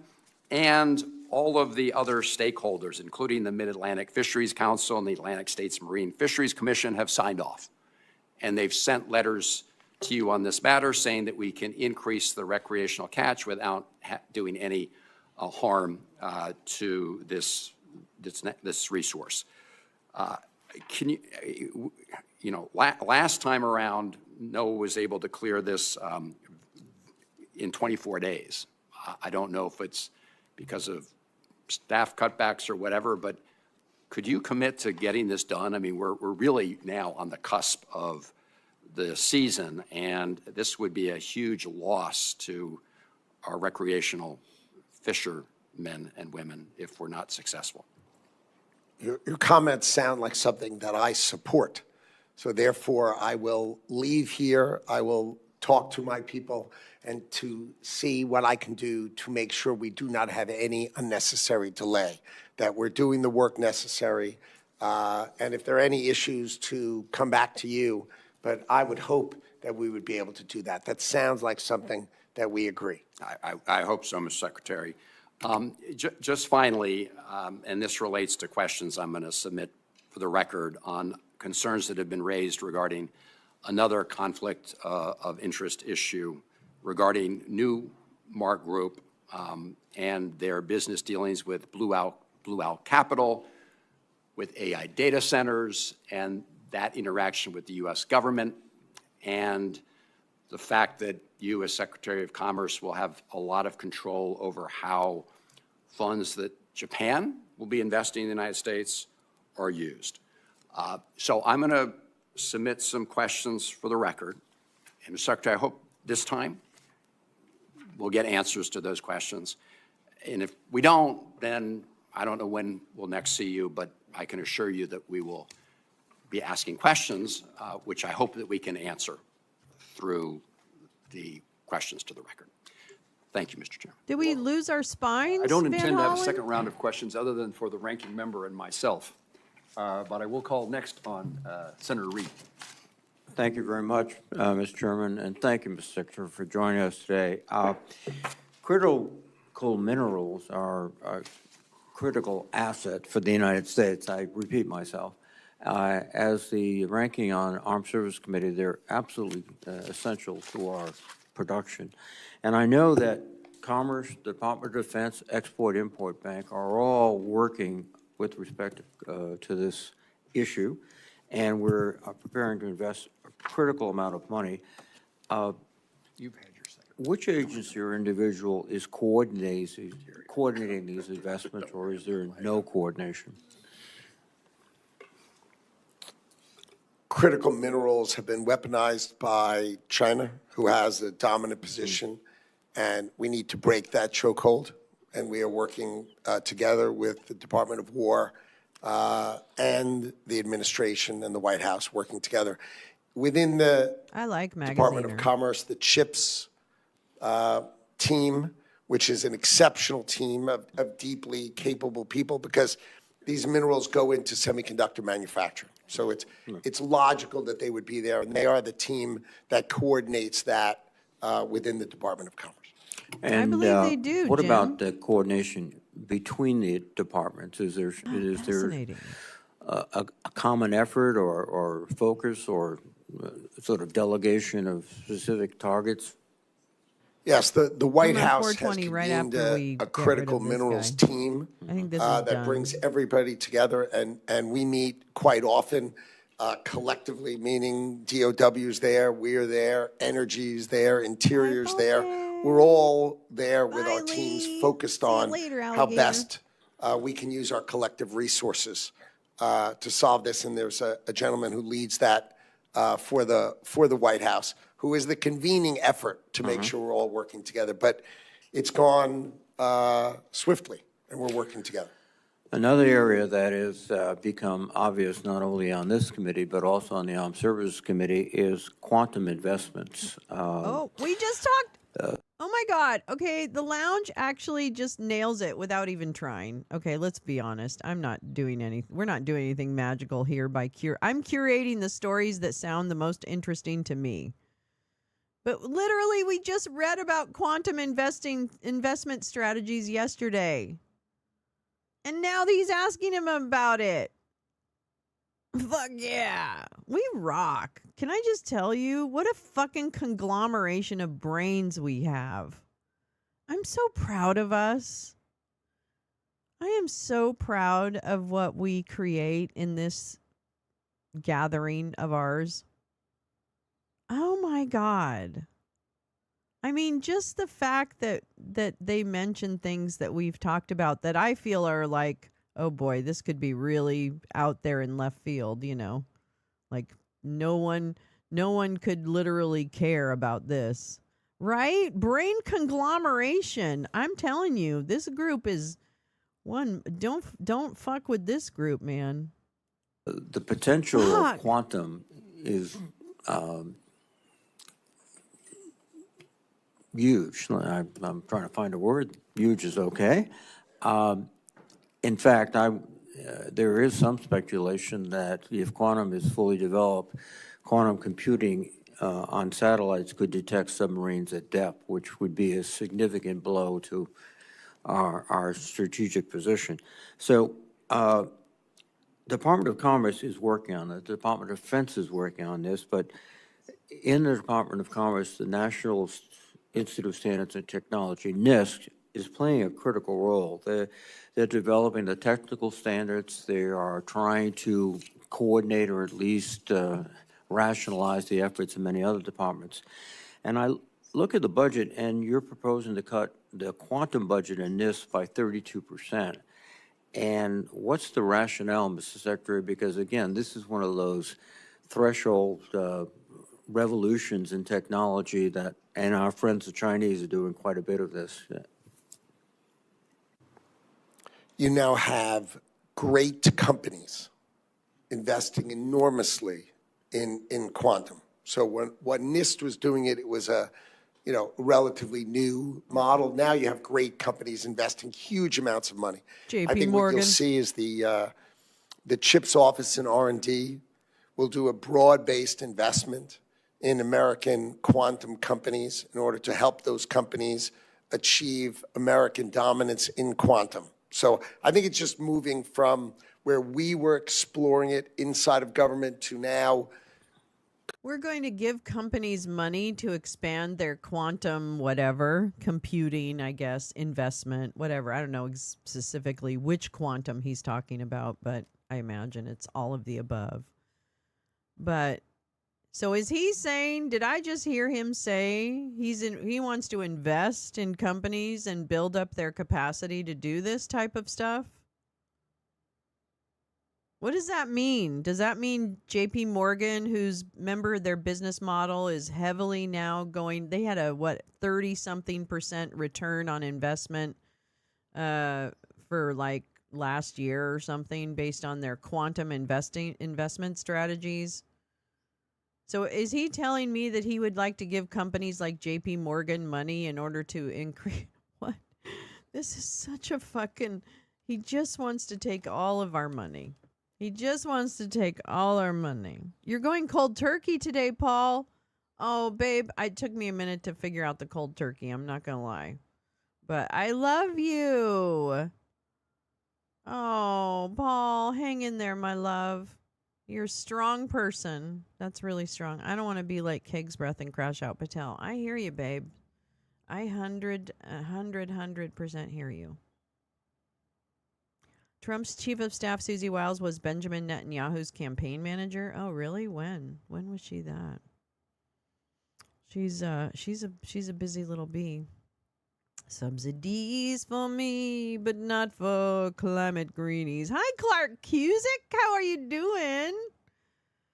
Oh, Paul, we love you. You know how I feel about this, man. You do what you need to do for you. You got this. There is a ton of people who believe in you. And guess what? Even if something happens, we're still going to believe in you, God damn it, because we're stubborn motherfuckers when it comes over here to standing up for each other. So get down with it. I love it. Proud of you. Commercial businesses are leading the charge, and we're going to help them do that and coordinate with them for the benefit of America. I believe in you, Paul. Going forward, I hope you'll pay attention to NIST, to quantum. I know you are, but we got to get this right, and I hope you can. I completely agree. Completely. Thank you, Mr. Secretary. Thank you. Senator, thank you very much. Senator Murkowski. Thank you, Mr. Chairman. Secretary, good to see you. And I told you last year I was not going to disappoint you. Every time you see me, I'm going to ask you fish questions. So we're back to the fisheries. Guess what, Lisa Murkowski? I am not staying for your fish questions. So how about that? We don't have time for your frickin' fish questions. We got shit. I'm going to read a couple things, and then I do want to watch Jeffrey Clark's hearing from yesterday. I guess I must have blocked it out that it was really happening because we didn't get to it. I'm really sorry about that. I'm terrible at remembering to breathe. Me too, Paul. That stuff's hard for me. That stuff's really hard. I say, if you find something that works, do it twice. I I have zero advice other than, I stand with you, and I've been there, and I did it, and, well, so far I've done it, I guess. You can't really say that, because there's always a chance that you could go back. But so far, so good. 21 years this April. So 21 years, you can do it. I believe. I do believe. I know if I did it, anybody can do it. You know what I mean? Does that make sense? I do feel that. If I did it, anybody can do it. Kennedy's getting raked over the coals. JFK, you're so sweet. I'm really not pretty, but that's really sweet of you to say that. How you doing, friend? How you doing? How you doing? How you doing? You're so kind. So I wanted to follow up on another story that we talked about in the lounge. It's all about the corruption. The corruption is really the point. Never mind, the cruelty is a side benefit. It's the corruption that really gets them wet. Okay, so this is what we read about last week, I guess. Justin's son, who is the one of the big investors in World Liberty Financial, and I told you keep an eye on World Liberty Financial because there's going to be more coming out because Justin's roller mad. And we read through his things, and then we read. Actually, it turned out to be a parody piece. He was not the Web3 manager for World Liberty Financial, but he's a guy who focuses on scams in the crypto industry. So I thought it was probably a great description of what is happening at World Liberty Financial. So here we go. Billionaire investor sues Trump crypto venture for fraud, says it's on verge of collapse. It might not be necessary anymore. I don't know. I'm not sure. Billionaire Justin Sun, who invested in a crypto project backed by President Donald Trump and his family, filed a lawsuit Tuesday in California federal court. So guess where the dinosaur's going to go? The dinosaur's going to be outside that courthouse, babies. Hell yeah. I might even try and get out of the dinosaur suit and then go in and sit in the courtroom and do like notes. I'll make notes just like an old-timey reporter. Maybe I'll do that. Maybe I'll try and cover the Justin Sun trial because that would be fun, actually. Alleging that his multi-million-dollar investment was procured through fraud, and the project is now on the verge of collapse. Yay, democracy dino! I know, we got to get outside. I have been so distracted by other life things. The Trump family businesses have been intertwined with various... Oh, I cannot see this. My vision's getting worse. I'm telling you right now. Let's see. The Trump family businesses have been intertwined with various cryptocurrency endeavors for the past several years, raising ethical concerns about foreign influence and conflicts of interest. Why? World Liberty Financial is one of those entities and was involved in a $2 billion transaction by a state-owned United Arab Emirates firm, MGX, last year. What could be wrong with that? Legal experts criticize the deal as a potential violation of the Emoluments Clause of the U.S. Constitution. Pah! That's a pussy rule. The management of WLF includes the Tweedledum and Tweedledummer and Witkoff spawn, Zach Witkoff, who is the son of Steve Witkoff, who is compromised and flies his personal jet to Moscow thinking, what could go wrong? They're not gonna eat my face. The president is listed as the company's chief crypto advocate, and his youngest son, 20-year-old Barron Trump, the other spawn, is named the DeFi, decentralized finance visionary. Amazing that he would be a visionary about really anything. In February, I love my suitcase. In February, Donald Jr. and Eric Trump, Dumb and Dumber, hosted a World Liberty Forum to promote the crypto firm's offering. We watched a little bit of that, just a tiny bit. Sun was among the investors in World Liberty Financial, according to the 52-page complaint embedded below. Oh, thank you. He and several of his corporate entities filed against World Liberty Financial in the U.S. District Court for the Northern District. It's not going to be in L.A. Motherfucker. That's okay. Maybe I'll go up north. In the complaint, Sun says he lawfully purchased cryptocurrency in the form of cryptographically secured digital WLFI tokens, which at times have been valued at over $1 billion from WLF, adding that he is a globally recognized entrepreneur and felon pardoned by this president. He is not loyal. I think the president's going to be very mad. He's a globally this, that, and the other. Oh, and is the founder of Tron, the blockchain network whose native digital TRX tokens currently have a market capitalization of over $31 billion, making them among the top 10 most valuable digital assets in the world. Sun may have good reason to want to stay in the president's good graces despite suing a crypto project connected to the Trump family. Prior to Trump's second inauguration, Sun's company Tron had caught the attention, of the U.S. Treasury's Financial Crimes Enforcement Network, for growing in popularity among illicit actors involved in cryptocurrency. The Securities and Exchange Commission had charged him with fraudulently manipulating the market. Where have we heard that before? And he was also being investigated by the Department of Justice. Sun, who was born in China and is currently a citizen of St. Kitts and Nevis and a resident of Hong Kong. Last year, the Wall Street Journal reported that he avoided traveling in the U.S. for years for fear of arrest. But then his fortunes took a turn after he invested $25 million in World Liberty Financial, and he started buying the president's meme coin. Oh boy. In February 2025, the SEC dropped its lawsuit against Sun. Shocker. And the other government inquiries seem to have stalled as well. Sun has denied any wrongdoing, and a spokesperson told the Journal that his investments were not politically motivated. Don't be silly. Back to the complaint. Sun describes himself as someone who has long been and remains an ardent supporter of President Trump and the Trump family, and was approached to invest in WLF in 2024, saying that he invested $45 million at a pivotal time as WLF was launching, citing his reasons as not only because of the project's claims that it would promote adoption of decentralized finance, an issue Mr. Sun cares deeply about, and to which he has devoted much of his life's work, but also because of the Trump family's association with the project. I mean, hello, no-brainer.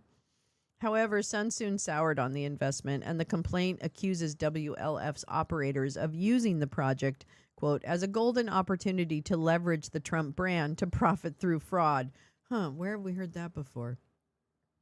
And making him a prime target of their fraudulent scheme, causing him and his companies to incur hundreds of millions of dollars in damages. It's gonna get messy, girls. It's gonna get messy. Sun claims, hi, Dan. How you doing? Sun claims that WLF was initially struggling with lackluster demand for its tokens, but all that changed after he got involved, making a decisive anchor investment of $30 million. Boy, this is just tens of millions of good dollars after tens of millions of bad dollars. $30 million, soon followed by an additional $15 million, and WLF appointed him as an advisor. After Mr. Sun's blockbuster investments, a public vote of confidence from one of the leading crypto entrepreneurs in the world, World Liberty took off, the complaint states. To date, World Liberty has raised approximately $550 million through WLFI token sales, a 2.4% increase since Mr. Sun lent his name and credibility to the project. The complaint accuses WLF of making multiple false statements to Sun and inducing his investments through fraud, misrepresenting WLF's compliance with the law, which is, I know, something Justin really, really cares about, scheming to induce additional investments from Sun, improperly freezing his WLFI tokens multiple times, that's what he's really mad about, extorting him, threatening to burn Mr. Sun's tokens and report him to law enforcement, defaming him, and causing other economic and non-economic harms. Oh, this is going to be juicy. WLF is now, quote, on the verge of collapse and severe financial insolvency, the complaint alleges, and has planned to pay most of the token sale proceeds, up to 95%, to company insiders. Oh, who's that? Oh, Trump Witkoff. Oh, okay, I got it. The complaint lists causes of action, including breach of contract, anticipatory breach of contract, fraud in the inducement, conversion, unjust enrichment, breach of implied covenant of good faith and fair dealing, and declaratory relief.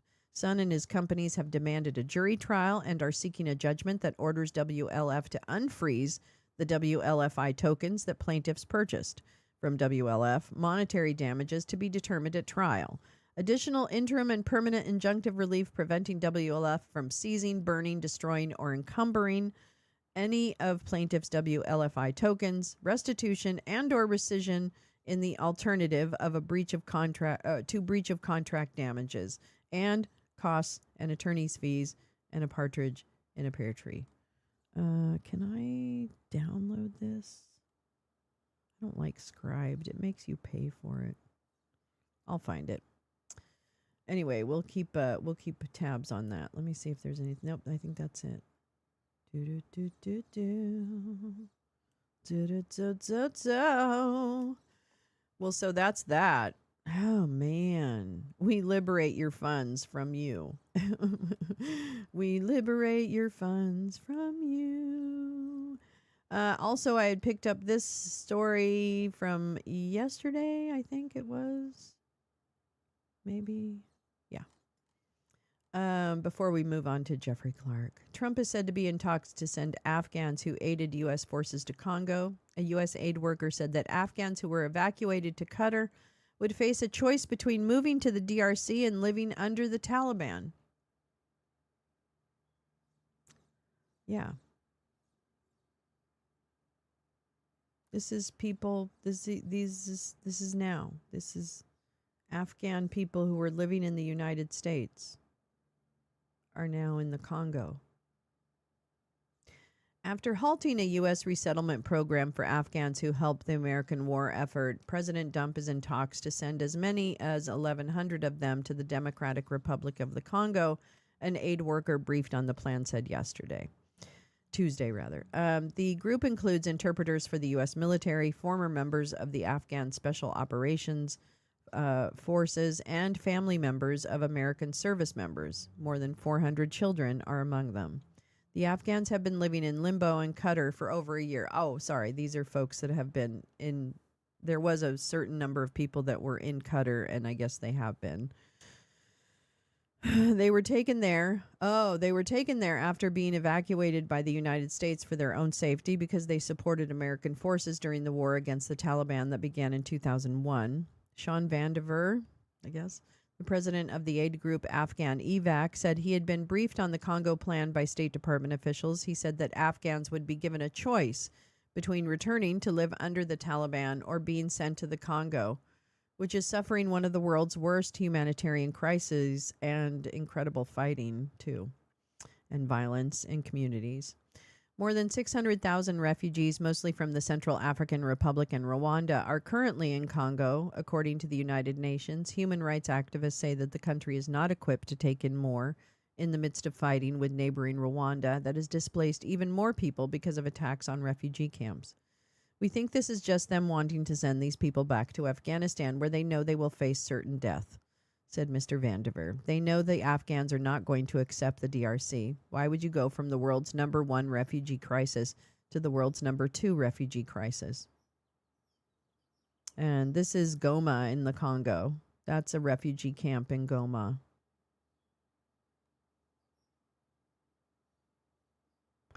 The discussions highlight the long-standing tension between America's obligation to Afghans who face grave danger and retaliation for helping U.S. forces during the war and the Trump administration's pledge to curtail immigration. Much is unknown about the plans taking shape, including whether all the Afghans would go to the Congo or whether deals were coming together in other countries. Negotiations like this have stalled before. A Congolese government spokesman did not immediately respond to a message seeking comment. Tommy Pigott, Bob's Big Boy. Remember him? Bob's Big Boy? Tommy Pigott, great name. A State Department spokesperson accused the Biden administration of moving hastily and bringing Afghan allies to the United States. He said the Trump administration was working to find options for the remaining Afghans. Tommy, how do you sleep at night? And why are you a grown man calling yourself Tommy? You work for the State Department. Hi, TV2. How are you? Good morning. The American people have had to pay the price for the irresponsible way hundreds of thousands of Afghans were brought into the United States. Well, you know what? You should talk to Mike Pompous ass about the Doha Agreement then, Tommy Pigface. Our focus is on restoring accountability by advancing responsible voluntary resettlement options. American diplomats have been asking countries in Africa to take the Afghans for months, but talks fell apart in places, according to Mr. Vandiver and diplomats with knowledge of the discussions. More than 190,000 Afghans who aided the U.S. effort resettled in the U.S. between August 21st and mid-2025 after passing background checks. But a group of more than 1,100 Afghans are being housed in a former U.S. military base in Qatar known as Camp Salihah. Sorry if I don't say that right. I apologize. The American government brought them there in late 2024 and promised them a path to settlement in the United States if they passed further checks. Qatar was intended as a stopover, but many of the Afghans found themselves in limbo after the Dump administration ended policies that would have enabled them to resettle in the United States. They had the expectation that within weeks they'd be relocated to the U.S., said Rina Amiri, a former senior diplomat working on Afghan human rights issues. Who's going to fight alongside the U.S. when the U.S. betrays the people who stood alongside us? Yeah. And that's just like the least of it. The Congo negotiations follow behind-the-scenes pressure from the Qatari government to find the remaining Afghan refugees a new home because they don't want them. Some of the people left at the camp have been fully vetted. Others have not, Mr. Vandiver said. But Mr. Dump's immigration policies have made it impossible for any of them to come to the United States now.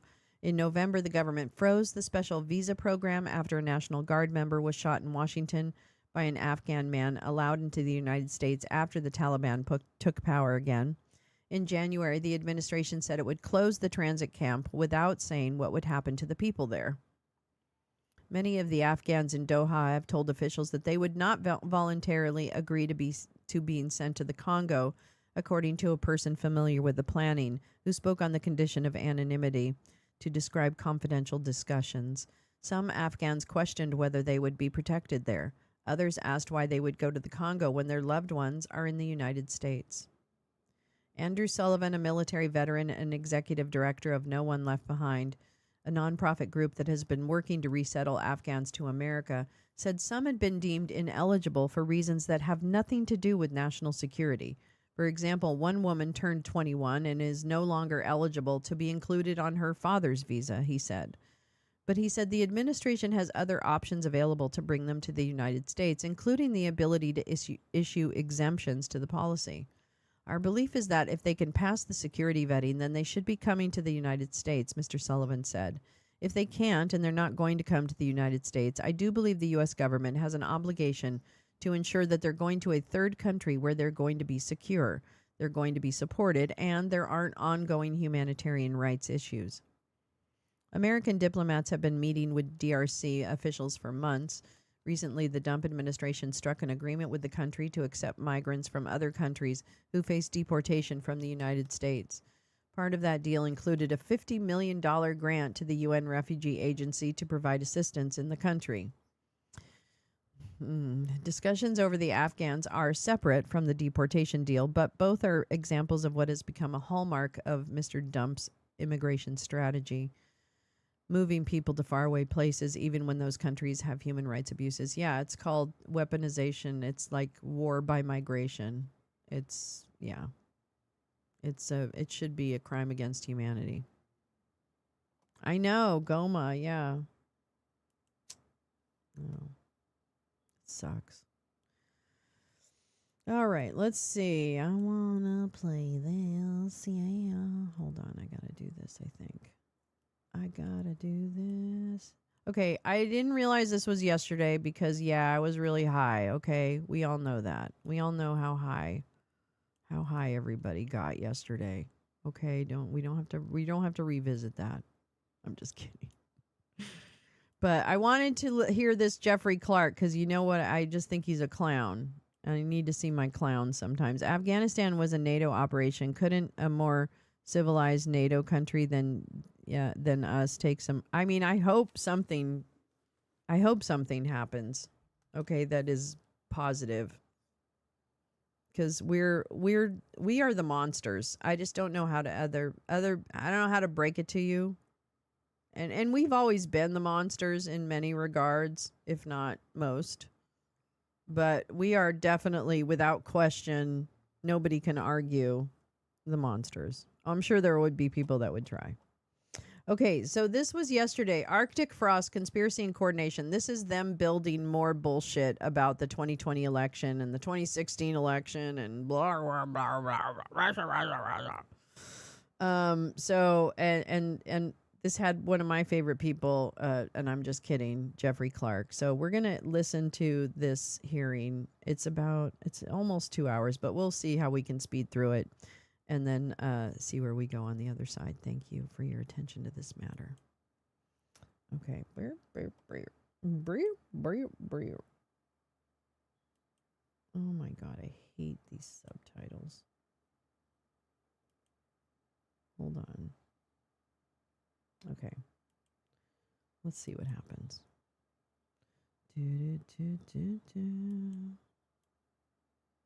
See, they don't even start. And for any political figure. Senator Grassley has some comments, and then Ranking Member Durbin as well.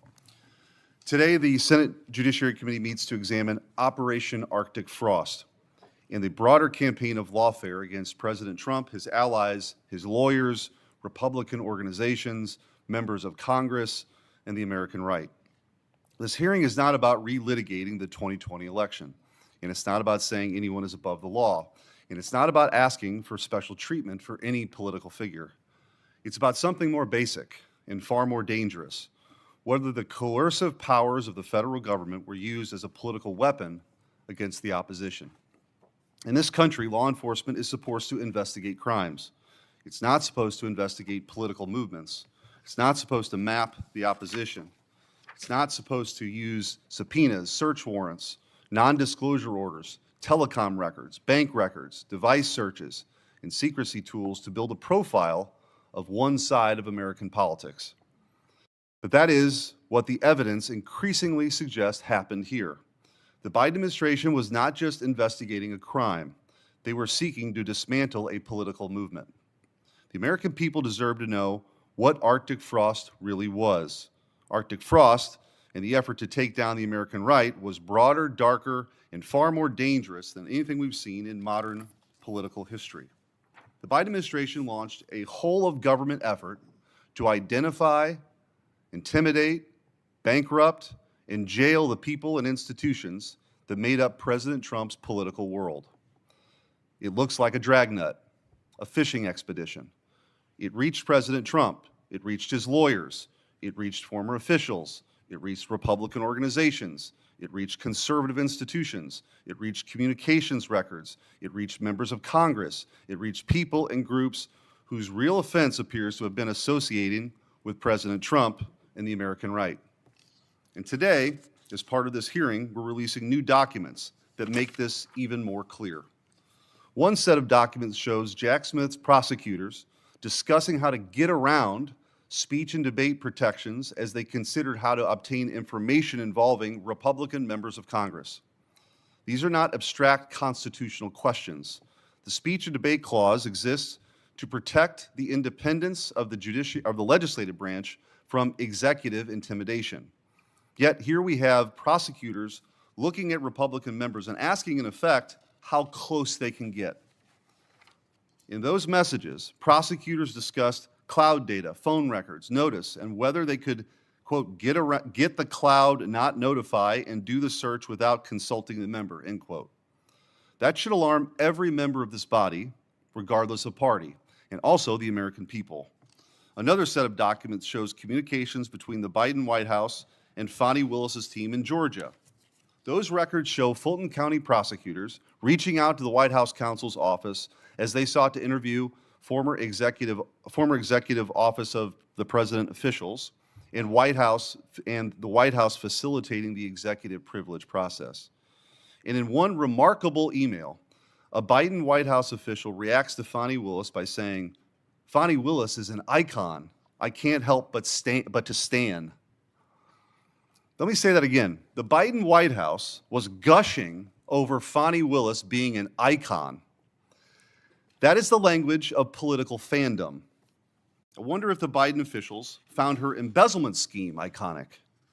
I wonder if they stan Fani's removal and disqualification from the Georgia election case without any criminal conviction. So when we talk about coordination, we're not speaking in hypotheticals. We're talking about documents the committee is releasing today.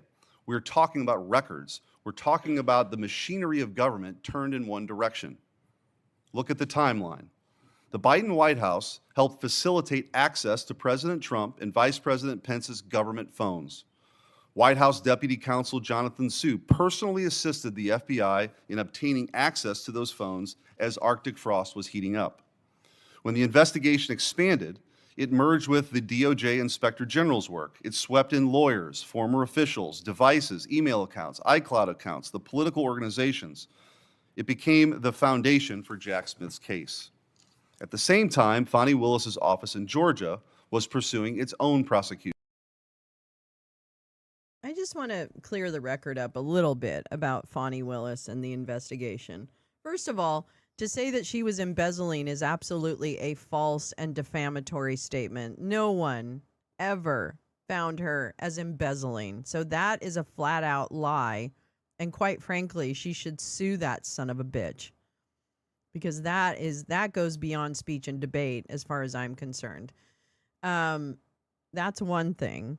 The other thing is that her case, she was removed from the case because of political motivations, and a stupid Ashley Merchant, who's one of the worst lawyers on the planet, who whined for months that she didn't get enough disclosure. And when you hear the actual breakdown of the why maybe disclosure was either delayed or whatever, you know that there is nothing there. But that's not the way it works when it's a political case. And so she was removed. Yeah, and Mike Roman, too. There was a huge operation to target, and still to this day, to target her. But I listened to all the hearings, all the evidence. And I'm going to tell you right now, they were fishing to find ways to delegitimize her because they knew that she was right. So, there you go. That's called corruption, kids. Her team coordinated with the Biden White House on executive privilege issues. Willis's lover and taxpayer-funded outside counsel, Nathan Wade, billed Fulton County for an interview with D.C. White House, with quote, interview with D.C. White House, end quote, on November 18th, 2022, the same day Jack Smith was appointed special counsel. Then, within weeks of Jack Smith's appointment and the White House contact with Wade, Matthew Colangelo, who was the number 3 top official in the Biden Justice Department, went to the Manhattan District Attorney's Office, where Alvin Bragg brought a case against President Trump, and it was revived. Oh, and what happened in that case, Senator? What happened in that case? Can you tell us, Senator Schmidt? Can you tell us? Oh, that's right. He was convicted by a jury of his peers. Well, not his peers, because they weren't, flesh-eating demons. But he was convicted by a jury of his peers on 34 felony counts, and his lifelong chief financial officer sat his butt in a Rikers cell for refusing to cooperate. How American is that? Senator Schmidt, shame on you. Shame, shame, shame. Federal investigators, a special counsel, the Biden White House, Fani Willis in Georgia, Alvin Bragg in New York, Matthew Colangelo deployed from DOJ to Manhattan. Jonathan Sue helping facilitate access to Trump world records, Jack Smith prosecutors discussing how to work around speech or debate protections. Luckily, the American people were wise enough to see this for what it was, a coordinated campaign of lawfare against President Trump and the American right. They tried to bankrupt President Trump. They tried to deplatform and delegitimize him. They tried to imprison him. They tried to throw him off the ballot. And after years of demonizing him, there were 2 assassination attempts against him. The American people sat in the jury box and rendered their own verdict on November 2024. It was an acquittal. But the effort to get Trump was not simply an investigation of alleged conduct. It was an effort to map a movement. And that's what makes Arctic Frost so dangerous. The Democrats knew they wouldn't get a criminal conviction on Turning Point USA, Republican Attorneys General Association, and America First Legal, but convictions weren't the point. The process was the punishment. The subpoena was the punishment. The search warrant was the punishment. The non-disclosure order was the punishment. The legal bill was the punishment. The professional threat was the punishment. The years of uncertainty or the punishment. The ideological capture state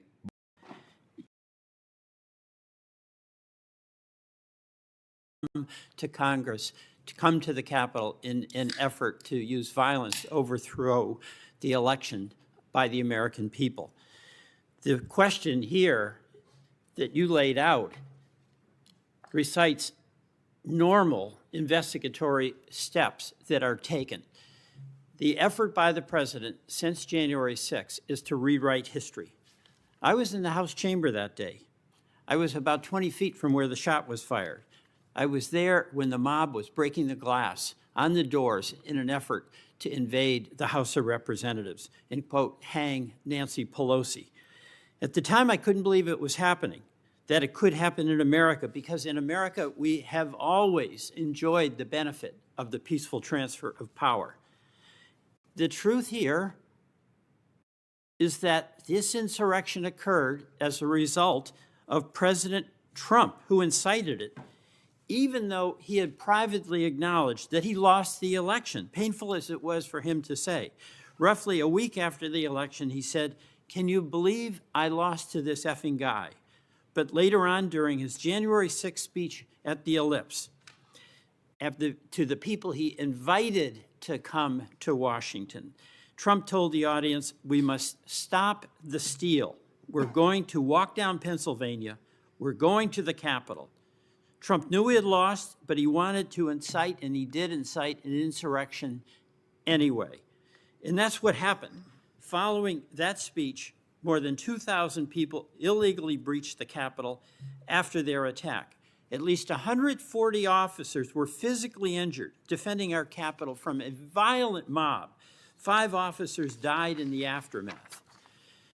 It's my colleagues' view that the officers who defended the Capitol and the prosecutors who sought accountability for those actions and for the folks who incited those actions are the ones that should be prosecuted, not the mobsters who attacked it.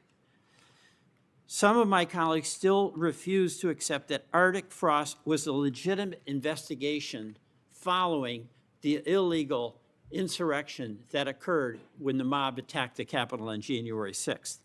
This very committee has heard the testimony of countless Trump nominees who still can't admit that President Biden won the 2020 election. Quote, he was certified. They won't acknowledge what the American people decided. It's an effort, a continuing effort by President Trump to rewrite the history of January 6th. Today, the majority has called Mr. Clark as a witness. My Republican colleagues want to discuss the weaponization of the Justice Department, and so do I. And I can't think of a more apt witness than Mr. Clark. He pushed the DOJ to falsely tell states that the department had significant concerns about what voter fraud in the 2020 elections. That was an absolute lie. And President Trump's own Attorney General, Bill Barr, had already publicly stated what those at the department knew. There was no evidence of voter fraud that would have changed the results of the 2020 election. Republican political appointees at the department threatened to resign en masse if Mr. Clark's false allegations were acted upon. And Mr. Clark, you did this in an attempt to influence state-level election certification and to advocate for fraudulent electors to be brought in to declare that President Trump was the winner of the 2020 election. This is a corrupt effort. It was a corrupt effort to overturn the election, and it's why Mr. Clark was indicted in Georgia on 2 felony charges and why the D.C. bar concluded that he should be disbarred. Let me say this clearly, let me say it slowly, and let me say it directly. President Trump has, since January 6th, pursued an all-out effort to continue his dispute that he lost that election. Just last week, the Department of Justice requested a federal appeals court to dismiss the seditious conspiracy charges against members of the Proud Boys and Oath Keepers. These people are far-right extremists. They were convicted by a jury of their peers of orchestrating violent plots to stop the peaceful transfer of power. A federal judge described Oath Keeper founder Stuart Rhodes, who received an 18-year sentence, as, quote, an ongoing threat and peril to this country and to democracy. Enrico Tarrio, founder of the Proud Boys, had a terrorism enhancement applied to his sentence by a conservative federal judge appointed by President Trump. Mr. Chairman, at the heart of today's hearing is the question of whether a prosecutor can seek information from people, including members of Congress, who have information that is in fact relevant to the commission of a crime. This is not an investigation of members of Congress. Members of Congress who have information about a crime can be called to provide to the prosecutors what information they have. My Republican colleagues, many of them have claimed they were illegally wiretapped as a part of Mr. Smith's investigation. This is untrue. So there were subpoenas for toll records. That's not wiretapping. It's phone metadata, which includes the time, the duration, and the phone numbers of an outgoing call. Collecting this information is all in the normal course of a criminal investigation. When a case involves evidence from members of Congress, of course, concerns about the separation of powers and the speech and debate clause are very important, but it's not a violation of these constitutional protections to seek information to prosecute a case, especially one when there was a mob attack on our nation's capital. The legislators who were involved in this investigation argue that the decision to target them was rooted in animosity to President Trump. That is absolutely not true. A federal grand jury made up of our fellow citizens, they indicted President Trump because crimes were committed, not because prosecutors or judges were out to get them. Mr. Chairman, let's have a public hearing with Jack Smith testifying. He can come in and answer our questions and explain what he did, and he can be challenged. That happened in the House. Anything other than that, in my view, is an effort to obscure what's really at stake for the American people. The insurrection on January 6th was an effort to take away their right to decide who their leaders are and have it be decided by violence. I yield back. Thank you, Ranking Member. I look forward to Jack Smith being before this committee. Senator Grassley had some prepared remarks and, as you know, had planned to attend today, but he's taking care of a medical issue. He'll be back in the Senate ASAP. Oh, my God. Thank God Grassley isn't there today. I'm so happy he's not there. Thank God he's sick. He's asked that I introduce his opening statement into the record, and the reference records without objection. I hope that will he be done. gets the day I'd he also like to deserves. read Let's a put it few that way. excerpts from his opening to highlight for the committee. Chairman Grassley's opening says that he'll be making public new records today, which he received in large. I don't really care. Okay, let's go to this guy, Durbin. I don't know, Durbin, whatever. And I wish him the best. I don't. Mr. Chairman, earlier this month, President Trump fired Attorney General Bondi for failing to successfully prosecute his political enemies. She's been replaced by Todd Blanche, who in his first weeks as acting Attorney General is bending over backwards to please his former client. To take one example, as Senator Welch has noted, last week the Justice Department moved to vacate the seditious conspiracy convictions of members of Proud Boys and Oath Keepers, extremist groups, for their role in planning the January 6th insurrection. Last Friday, The Atlantic magazine published a bombshell article with devastating new details confirming what this committee, most of us, already know. FBI Director Kash Patel is dangerously unqualified to lead the world's preeminent law enforcement agency, making us all less safe. Yet the Republican majority on this committee is conducting no oversight on the issues I've just mentioned. Instead, we are here today, yet again, for another hearing on Special Counsel Jack Smith's investigation. Wouldn't it be great if we could get Jack Smith finally before this committee, put him under oath and ask these questions? I asked that of the chairman months ago because Smith is prepared to testify under oath and answer the questions. But for some reason, the majority in this committee doesn't want that opportunity. These hearings have been a waste of committee resources from the beginning. Today, a new low.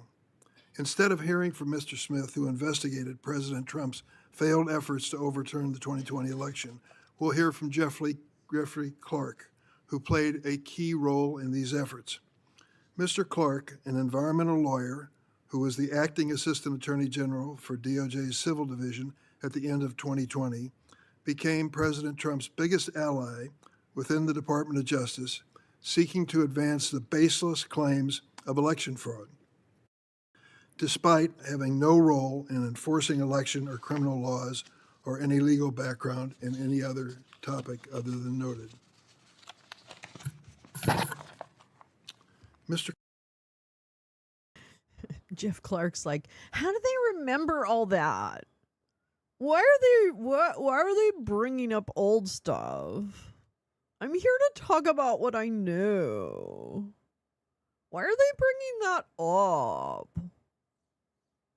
That's what I imagine he's thinking. Yes, we're in the Jeffrey Clark thing. Whoop whoop. Yeah, it's clown day. It's clown day here at the lounge. Mr. Underpants. I got my underpants on. Yeah. Clark is bubbling over with conspiracies. He has an idea, a theory, that the Chinese were hacking smart thermostats in the United States. Another theory he has, the CIA was working with Italian contractor to use military satellites to change votes in America. Another conspiracy theory, he even wanted to help Trump declare a national emergency under the International Emergency Economic Powers Act. Mr. Clark also sought to coerce Acting Attorney General Rosen into sending a letter to every swing state falsely claiming that the Department of Justice had, quote, taken notice, close quote, of irregularities, close quote, and recommended that state legislatures should convene in special session to reconsider their already certified election results. We are extremely fortunate in America that Mr. Clark's conspiracy theories and efforts failed, and it was due in no small part to the more senior Trump appointees in office taking their oaths of office seriously. The acting Attorney General and acting Deputy Attorney General provided Mr. Clark with detailed information at the time, including a classified briefing to demonstrate that his conspiracy theories were baseless. Nonetheless, Mr. Clark continued to claim the 2020 election had been stolen. He privately met with President Trump to advocate for an unlawful plan to pressure swing state legislatures to reconvene and overturn the already certified election results. When Acting Attorney General Rosen made clear that the Department of Justice would not engage in any of these election subversion tactics, Mr. Clark revealed that he had convinced President Trump to name him personally as Attorney General if Rosen would not relent. This culminated in an Oval Office showdown where President Trump only backed down from his plan to name Clark as Acting Attorney General when he was informed that his entire appointed leadership at the Department of Justice would resign in protest if he did it. Mr. Clark's plan was so far beyond the pale that President Trump's then White House counsel, Pat Cipollone, called it, quote, a murder-suicide pact.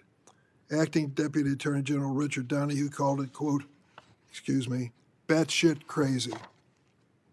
After an 8-month investigation by my staff, we released a 394-page report on this sordid episode titled Subverting Justice.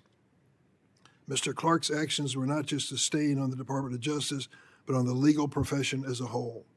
As a result, I submitted a complaint against Mr. Clark, along with the report and supporting materials, to the D.C. Bar Disciplinary Council. I ask unanimous consent to include this complaint in the record. Last year, the D.C. Board of Professional Responsibility recommended that Mr. Clark be disbarred, a decision that he has appealed. Mr. Clark's lies and coercive efforts to induce unlawful conduct, among other things, were egregious. It is insulting to this committee that we have been brought here as a witness, not to answer for grave misconduct, but to continue to push President Trump's big lie that the 2020 election was stolen. It is bad enough to watch the pathetic conduct of the parade of Trump nominees for lifetime appointments to the federal bench come before this committee and embarrass themselves by testimony under oath. They have obviously been warned that any deviation from the president's big lie could be politically, personally fatal. And so they sit before this committee and the cameras and refuse to answer probing questions like, who won the popular vote in the 2020 presidential Is that what election? did I do it right? Nominees Oh my God, there's with still a bunch of distinguished smoke in there. education and training look Guess that isn't foolish as okay. they I think it's carefully okay. avoid speaking the truth, All to right. carefully avoid bruising the colossal ego in the White House. And now this, Jeffrey Clark, the architect of the Big Lie strategy, front and center, the star witness of the majority on the Senate Judiciary Committee. I yield. Thank you. I will introduce the majority witnesses, and then Senator Welch will introduce the minority witness. Mr. Clark, Mr. Jeff Clark, is the Vice President of Litigation at the Oversight Project. Mr. Clark has extensive experience in government service and private practice. He most recently served President Trump at the White House as acting administrator of the Office of Information and Regulatory Affairs at the Office of Management and Budget. In the past, he's also served as Assistant Attorney General for the Environment and Natural Resources Division and the Acting Assistant Attorney General for the Civil Division. His credentials extend well beyond these three high-ranking political appointments. In addition to his government service, Mr. Clark was a big law partner in Washington, D.C. and occupied important national leadership posts, not just in the conservative legal organizations, but also held an elected office at the American Bar Association. Dr. Dan Epstein is Vice President at America First Legal and an Associate Professor of Law at St. Thomas University in Miami, Florida. Previously, he advised startups on regulatory matters as director at a private equity firm. His federal service includes serving as a special assistant to the Senior Associate Counsel to the President and as counsel to the House of Representatives Committee on Oversight and Government Reform. Earlier in his career, Mr. Epstein founded and ran Cause of Action, a public interest law firm where he represented clients in government investigations and litigated regulatory, constitutional, political, and public law matters. He holds a PhD from George Washington University in political economy, a JD from Emory University School of Law, and a BA from Kenyon College. Thank you. Daniel Schwager of counsel at Verdi and Ogletree PLLC was previously Chief Counsel of American Oversight 2022 to 2023, and before was General Counsel to the Secretary of the Senate 2016 to 2022, including on January 6th.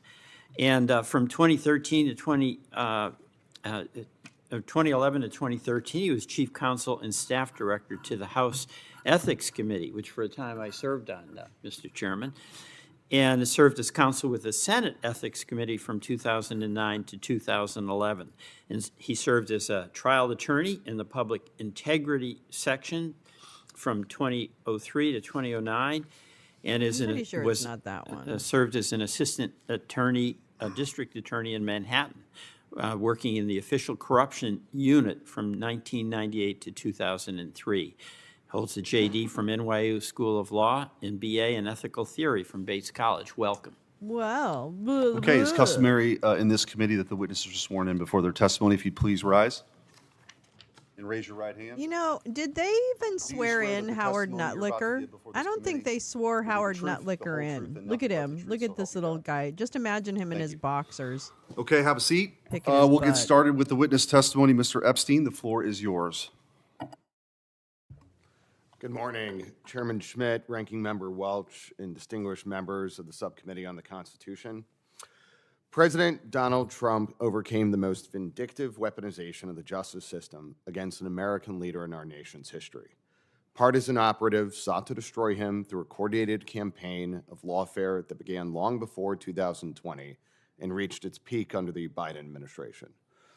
This subcommittee confronts the undeniable evidence of that assault laid bare in the whistleblower documents, letters, and productions released by Chairman Grassley. These records expose Operation Arctic Frost, the Biden FBI's internal code name for its sweeping dragnet targeting the entire Republican political apparatus and the America First movement. This committee's documents reveal a biased FBI election interference investigation that involved hand-picked partisan agents to carry out a political agenda. Attorney General Garland, Deputy Attorney General Monaco, and FBI Director Wray personally signed off on this inquiry on April 4th, 2022. This became the foundation for Special Counsel Jack Smith's election interference indictment of President Trump on August 1st, 2023. Smith issued at least 197 grand jury subpoenas, ensnaring more than 400 Republican organizations, individuals, and lawmakers, including America First Legal itself, an organization that did not even exist on January 6, 2021. The subpoenas invaded donor lists, financial records, communications with Congress and the media, and more. Most outrageously, the Biden FBI secretly obtained the personal cell phone records of 8 Republican U.S. senators and 1 representative without the legally required notice to Congress. They seized former President Trump's and Vice President Pence's government cell phones and conducted a nationwide sweep of interviews. This committee's oversight has forced these facts into the open. The records are clear. Arctic Frost was explicitly designed to investigate the entire Republican political apparatus. The Biden administration's investigation of President Trump's records was no less egregious. The Mar-a-Lago raid on August 8, 2022 was itself built on unlawful referrals.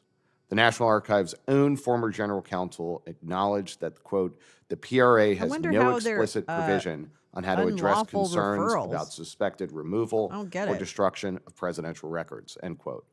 The archivist is not a law enforcement officer authorized to make criminal referrals. And former archivist David Ferrero, who openly stated his concern about, quote, what's going to happen in 2024, end quote, was at all relevant times biased against the president. NARA's referral of President Trump's record-keeping practices to the FBI lacked legal authority. Neither President Obama, former Vice President Biden, nor President Carter was subjected to a raid of their personal residences, despite retaining records.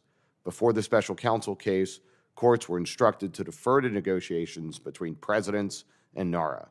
The Garland DOJ flipped that settled practice solely to target President Trump. Internal emails from line agents questioned the, quote, predication, end quote, for the search and concluded, quote, I no longer believe we have real PC, probable cause, end quote.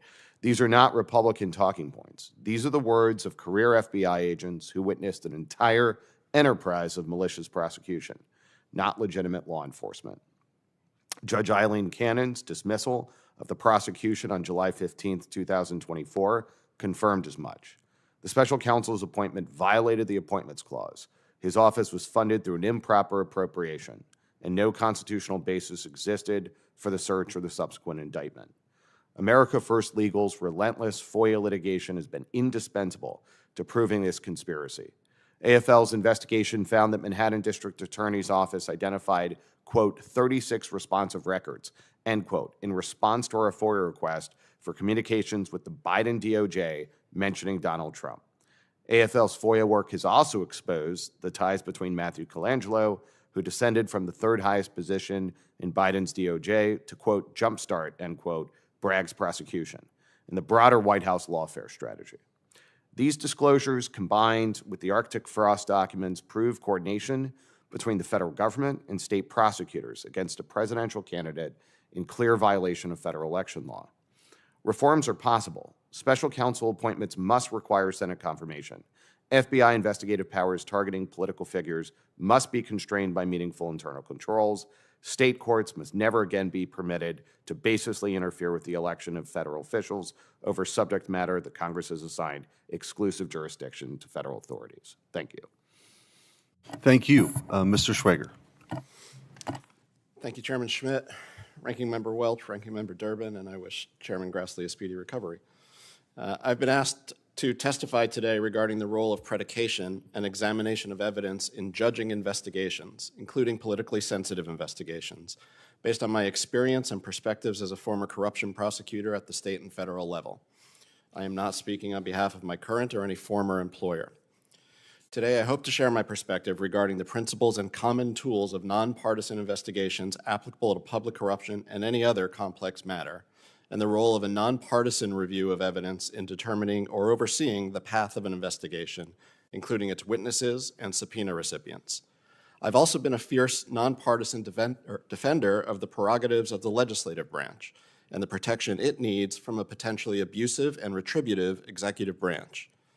My entire legal career, however, has been rooted in the same concern for ethics and integrity in government and countering corruption and abuses of power. These have always been nonpartisan concerns at their core. I've worked for and with both Republicans and Democrats of great integrity and ethical compass. In private practice, I have represented both Republican and Democratic members of Congress and staff with equal conviction and commitment. I have also investigated, prosecuted, seen prosecuted, and defended public officials on both sides of the aisle who have been accused of breaching the public trust. An investigation of misconduct, corruption, or fraud looks roughly the same no matter who the target or witnesses are. Unfortunately, political attacks on those nonpartisan investigations often look and sound roughly the same as well. I have been accused of being a tool of the right and a tool of the left, once even in the same case. Throughout my career as a corruption prosecutor, Well, actually, sir, you're just a tool. I also learned the valuable tool we used to call LUDs and tolls. Many investigations began with subpoenas of non-content phone records of both subjects of investigations and sometimes known associates, both within and without suspicion, where potentially relevant. Those records were scoured for patterns, timelines, and missing connections relevant to the investigation. And then additional subpoenas were sought for the records of those phone numbers within those patterns to understand, test, or expand on the original records. In complex matters, by the time all subscriber information had been subpoenaed, it was not unusual for non-content subscriber identification of hundreds of related phone numbers and people to have been subpoenaed. The only thing that determined whose records were subpoenaed was the fact that their relevance had already come up in the investigation in some way, neither necessarily good nor bad. I've even seen such records lead to the complete exoneration of a high-ranking FBI official who was framed by an informant. It was usually the case that subpoenas were issued before the subjects of investigation knew of either the existence, the scope, or the direction of the investigation. The risk of those being revealed to the subject because our subpoenas became publicly known Teresa, was usually that's a good obvious. one.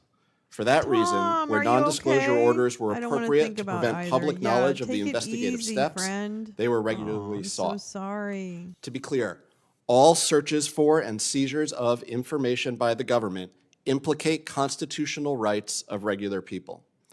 The Constitution and Congress authorize them anyway, when reasonable, to balance those rights against the need to effectively combat crime, including fraud and corruption.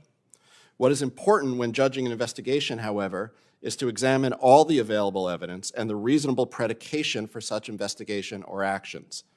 In the matter at issue in this hearing, the publicly available evidence demonstrates a well-predicated and thorough investigation of an alleged scheme to fraudulently overturn an American election and the use of violence towards those fraudulent ends. Of course, when the legislative branch is involved in an investigation, common investigative steps can implicate additional important constitutional concerns. The speech or debate clause is a wise insight of our founders, explicitly included in the Constitution to temper the risk of an abusive or retributive president.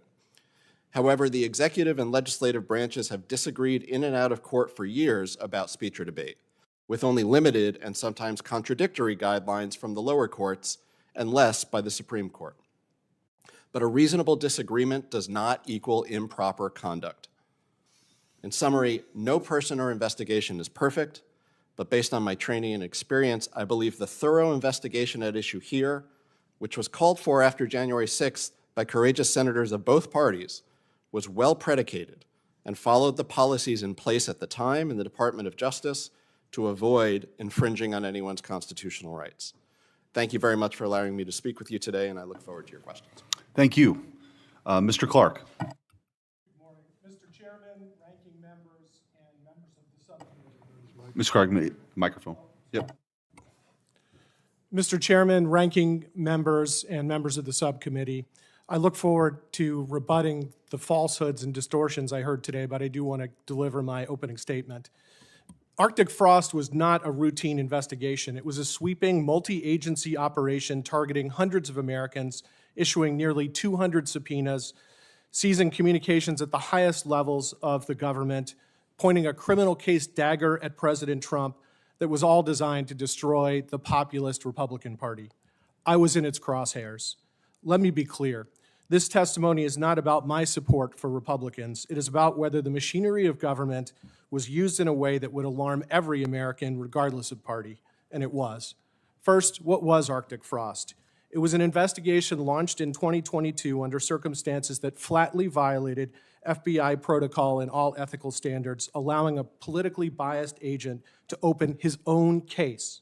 That's not adequate predication. From there, it expanded dramatically, reaching into 6 states, targeting roughly 420 individuals and entities, even sweeping in the phone records of sitting United States senators. This was not a narrow law enforcement operation to keep Americans safe. It was a political dragnet. Second, my experience. I expressed internal views within the Department of Justice about the 2020 election through proper channels, in privileged settings, as part of my official duties as a lawyer and consistent with my Rule 2.1 obligations in DC. For that, I became subject of biased New York Times leaks, overlapping investigations, an inspector general probe, later merged into Arctic frost, a bar referral, a congressional investigation, a federal investigation, and a failed state prosecution. These were not isolated. They overlapped, they reinforced one another, and they imposed immense personal and professional costs. At one point, my home was raided. My family's devices were seized. My daughter, who was 12 years old at the time, 12 years old, came to me nearly in tears after she learned about the raid and said that her personal diary, was that read by the agents, Dad? You don't want to have to explain that to your 12-year-old. I received death threats. One from a caller claiming to be from New Jersey invited me to go to the Pine Barrens, where he said he would dismember me and then send the pieces in buckets to my fatherless family. We reported this to the FBI, and we never heard back. That is the insane, hyper-partisan atmosphere that Arctic frost stoked. Third, the pattern, the same conduct, all internal privileged DOJ communications in my case, were simultaneously probed by multiple bodies. On 5 fronts, the same facts, the same target, all me, all designed to impose tectonic pressure that would try to make me say something and lie about President Trump, which I refused to do. I stood strong. Documents already in the public record and that I've attached to my more extensive written testimony show direct coordination such as information sharing, multi-state meetings with state prosecutors, overlapping witnesses, clever attempted evasions of important legal privileges, and miraculous purported coincidences like the Office of Inspector General and the FBI raiding my house one day, June 22nd, and then the very next day, magically, the January 6th committee had a hearing targeted at me. I wonder how that happened. Fourth, the implications of the fruit plucked from this poisonous tree from FBI. Oh, he's very witting.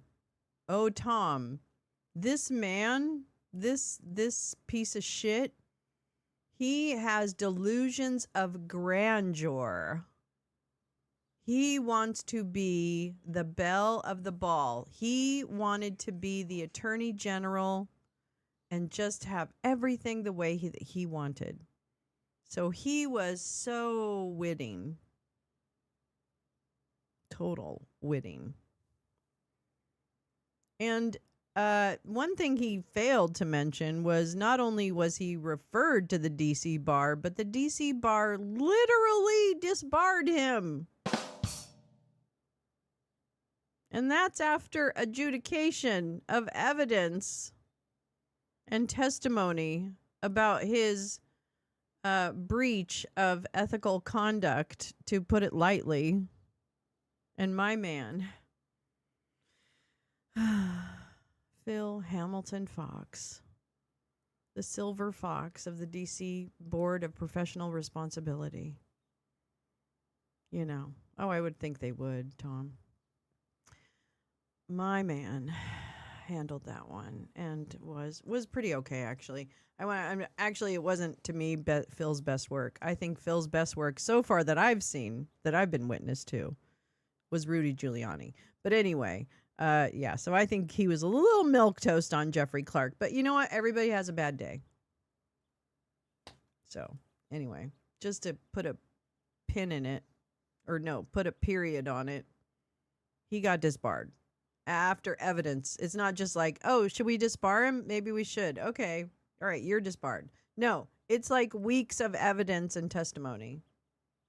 And it's a board of professional responsibility who are convened of lawyers and trained, and I guess, and then hear the evidence.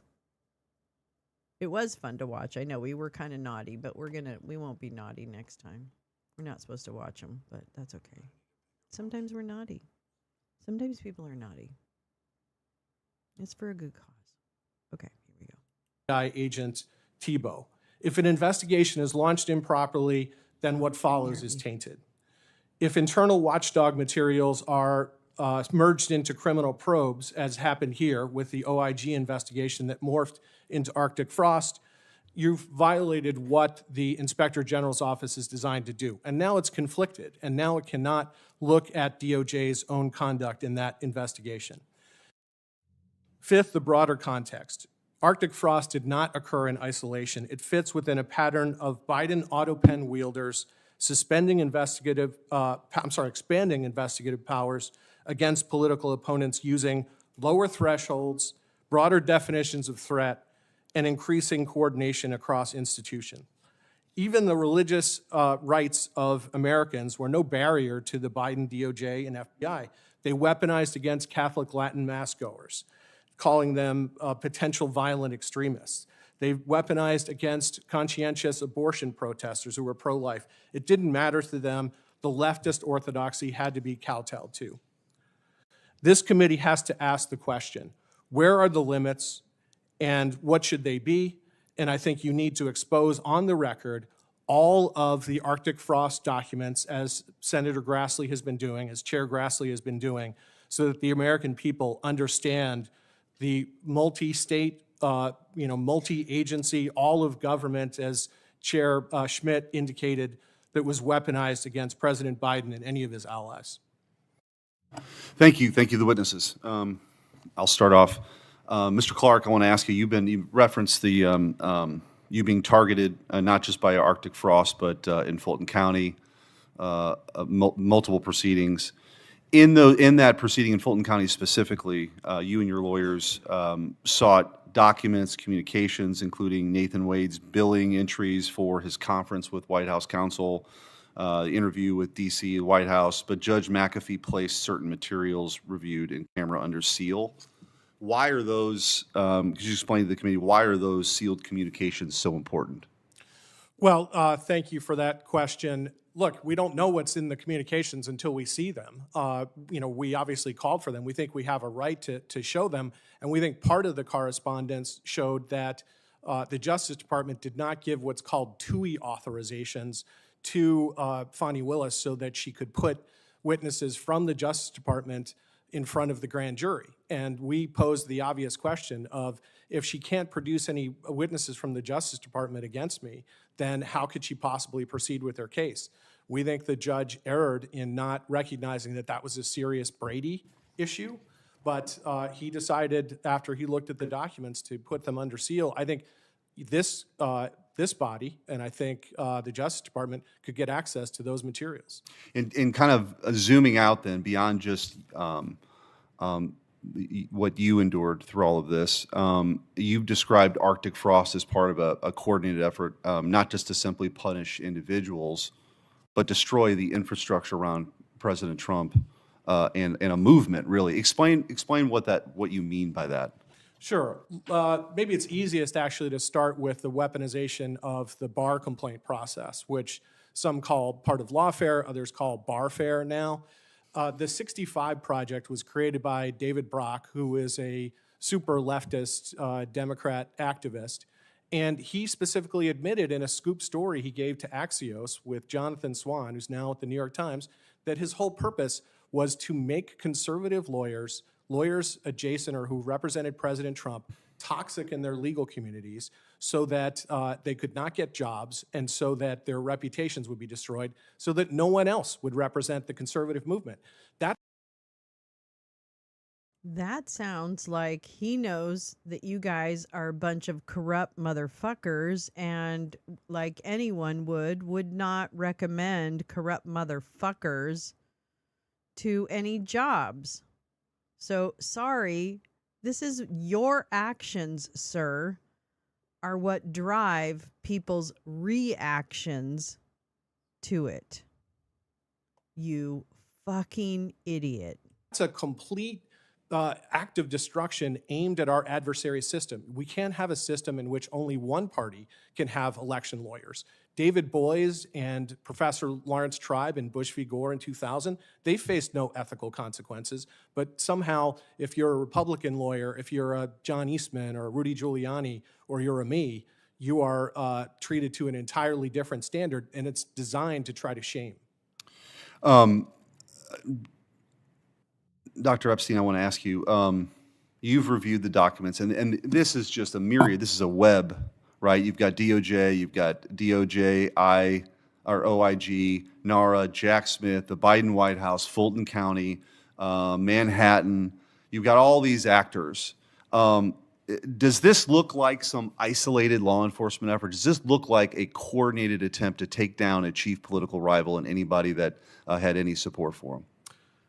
No, I think you're absolutely right. This was clearly not something where the starting philosophy was let's go through a very orderly process. I mean, the fact that the National Archives was consulting with the White House counsel's office on how to get documents to the FBI and debating whether they should go through the clear path of communicating with the president's counsel and getting consent, or to concoct statutes in a way that allowed them to not do that.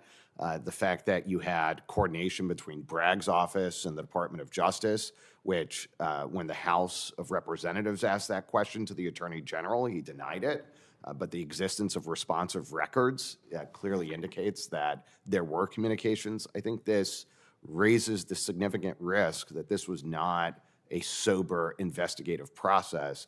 It was very much tainted by political interests. And you also raised the possibility that this just wasn't a bad judgment or even just political bias. He's America First but legal. that this was potentially unlawful conduct, correct? Yeah. He's from America First Legal, which is isn't that it's not Stephen Miller. Yeah, it's American First Legal, but that's not Teresa and anyone who knows. That's not Stephen Miller, right? He's America First something else, I think. Or I might be wrong. But there's somebody else kind of name recognition that, is it Harmeet? Is Harmeet formerly a band member? Harmeet on tambourine for America First Legal? Okay, and Stephen Miller. Okay, it is Jane. I think it is too, but I just couldn't remember. But he's not a lawyer, right? Stephen's not a lawyer, right? Do I remember that correctly? God, I look so grumpy today. I look like Oscar the Grouch. Anyway, yeah, so that's who this dipshit is. Could a conspiracy against rights be one of those kind of charges under federal law that could be brought? Under Section 241, absolutely. And, I think this committee has done very good work on investigating that. I think, as you pointed out, the process is the punishment. And when you have very aggressive bureaucrats who want to coordinate with prosecutors in a way that doesn't follow the process, doesn't follow fair procedures, that raises the significant risk of conspiracy against rights. Senator Welch. Thank you, Mr. Chairman. Professor Epstein, who won the 2020 election? That's a political question. Obviously, in the Constitution, he is not a the determination lawyer. of who won is delegated to the electors and is a vote in the House. I would also point out that throughout American history, there have been contestations of who've won. I'm asking specifically who won the 2020 election, and I'm taking your non-answer to be consistent with everyone else God, who came I in. hate these people. I'm not a pollster, but I will tell you this, that as I'm a not consti- asking you as about a pollster. I'm asking who won the election. Biden was elected president. Okay, did he win? He won under the constitutional mechanisms we have to determine who's the president. Was there a violent Otherwise known attack as the law. by people who did not believe that he won the election and it was stolen on the Capitol on January 6th? I think that's in the record. I'm asking you for a yes or no on that. Based off the publicly available evidence, that appears to be what occurred. Appears to be. Did you ever see any? I was not there. Did you watch any TV of mobs climbing the Capitol? I read papers. I didn't watch the television. All right. I actually don't own a television. Well, I admire your skepticism. Mr. Clark, who won the 2020 election? Joe Biden received the necessary number of electoral college votes, and then in joint session, Congress certified those results. All right. So you were promoting efforts to to raise questions about the electors in states, despite the fact that Attorney General Barr said there was no evidence to indicate fraud on any level that would come close to resulting in a reversal of the election. Is that correct? Senator Welch, with all due respect, lawyers disagree with each other. That may be news to you, but we frequently do. I understand. And you disagree with Attorney General Barr? Yes, and Attorney General Barr actually supported me in my Barr proceeding. So he can disagree with me about one issue and agree with me about others. Let's stay on the question asked. I'm glad you're good friends with Attorney General Barr. You said you followed procedures at the Justice Department. Attorney General Rosen, an acting deputy AG, said that you contacted the president without informing them that you were going to do that? The president contacted me, and under Article 2, which is the ultimate procedure, Senator, the president can contact any member of the executive branch. And you did not report that to your superiors? I did speak to Jeff Rosen about that on the Saturday after it happened. All right. And the president, as you know, was fishing around for somebody who would be willing to take his bogus case, and you did. So thank you for that. The case was not bogus. You disagree with Attorney General Barr? Yes. All right. The claim here, Mr. Schwager, is that this was a bogus. By the way, were crimes committed on January 6th by the mob who attacked the Capitol? There were crimes that were committed by some members of the people who protested that day. Yes. Do you believe that that it was a crime for people to attack officers and hit them hit them, pull their helmets off, to attack them with sticks and mace and bear spray? Police officers should not be assaulted. That is criminal. I would say that I don't believe that anyone in D.C. with a 94% jury pool got a fair trial. And that's why President Trump rightly pardoned them. 94%? Yes. Are you saying the people of D.C. have no capacity to make a determination based on the evidence about criminal conduct that may have been committed? I think they can when we're not talking about something that's politically hypercharged and something that the media tries to drum in as a narrative. But when politics are at stake, I don't think so. What are you thinking about the attacks on these officers who were standing between the mob and Nancy Pelosi or Vice President Pence and stood their ground and did their job? And there was evidence that was presented in court, and people who committed those crimes were convicted. And you're saying they were rightly pardoned because it was a bogus trial? If you don't get due process, that is one of the mechanisms in the Constitution to ensure that people get justice, Senator. Right. Mr. Schwager, just the premise here is that it was a bogus investigation. And all of the things that are part of a normal investigation, subpoenas, making links, having a wide investigatory outreach, Is there anything different about this investigation and what would be a thorough investigation of any other crime once there is a predicate for pursuing an investigation? Well, I think the alleged crime is historic in nature. However, the tools used in the investigation are common to complex matters. Thank you. I yield back. I noticed he did not opine about the novel legal theory. Senator Blackburn. Thank you, Mr. Chairman, and welcome to the three of you. We appreciate that you all are here. There's You know, no Mr. Chairman, at our last Arctic Frost hearing, dear Marcia, the Democrats but I did are just naming need to- Smith as the special counsel. I just needed to see her hair, but we're not going to stay. But I get to sing her my song. There's no fucking way, dear Marcia. There's no world where I want to hear your voice. Get along. I don't even like your glasses. How about that? It's it. I don't like it. Okay, let's see how we go here. Oops. Durbin, Dickie Durbin. I'm Dickie Durbin, and I'm here to say. Sorry, I'm a little high. Those were some. Even though I had a little bit of a flawed. I have a little bit of a flawed. What the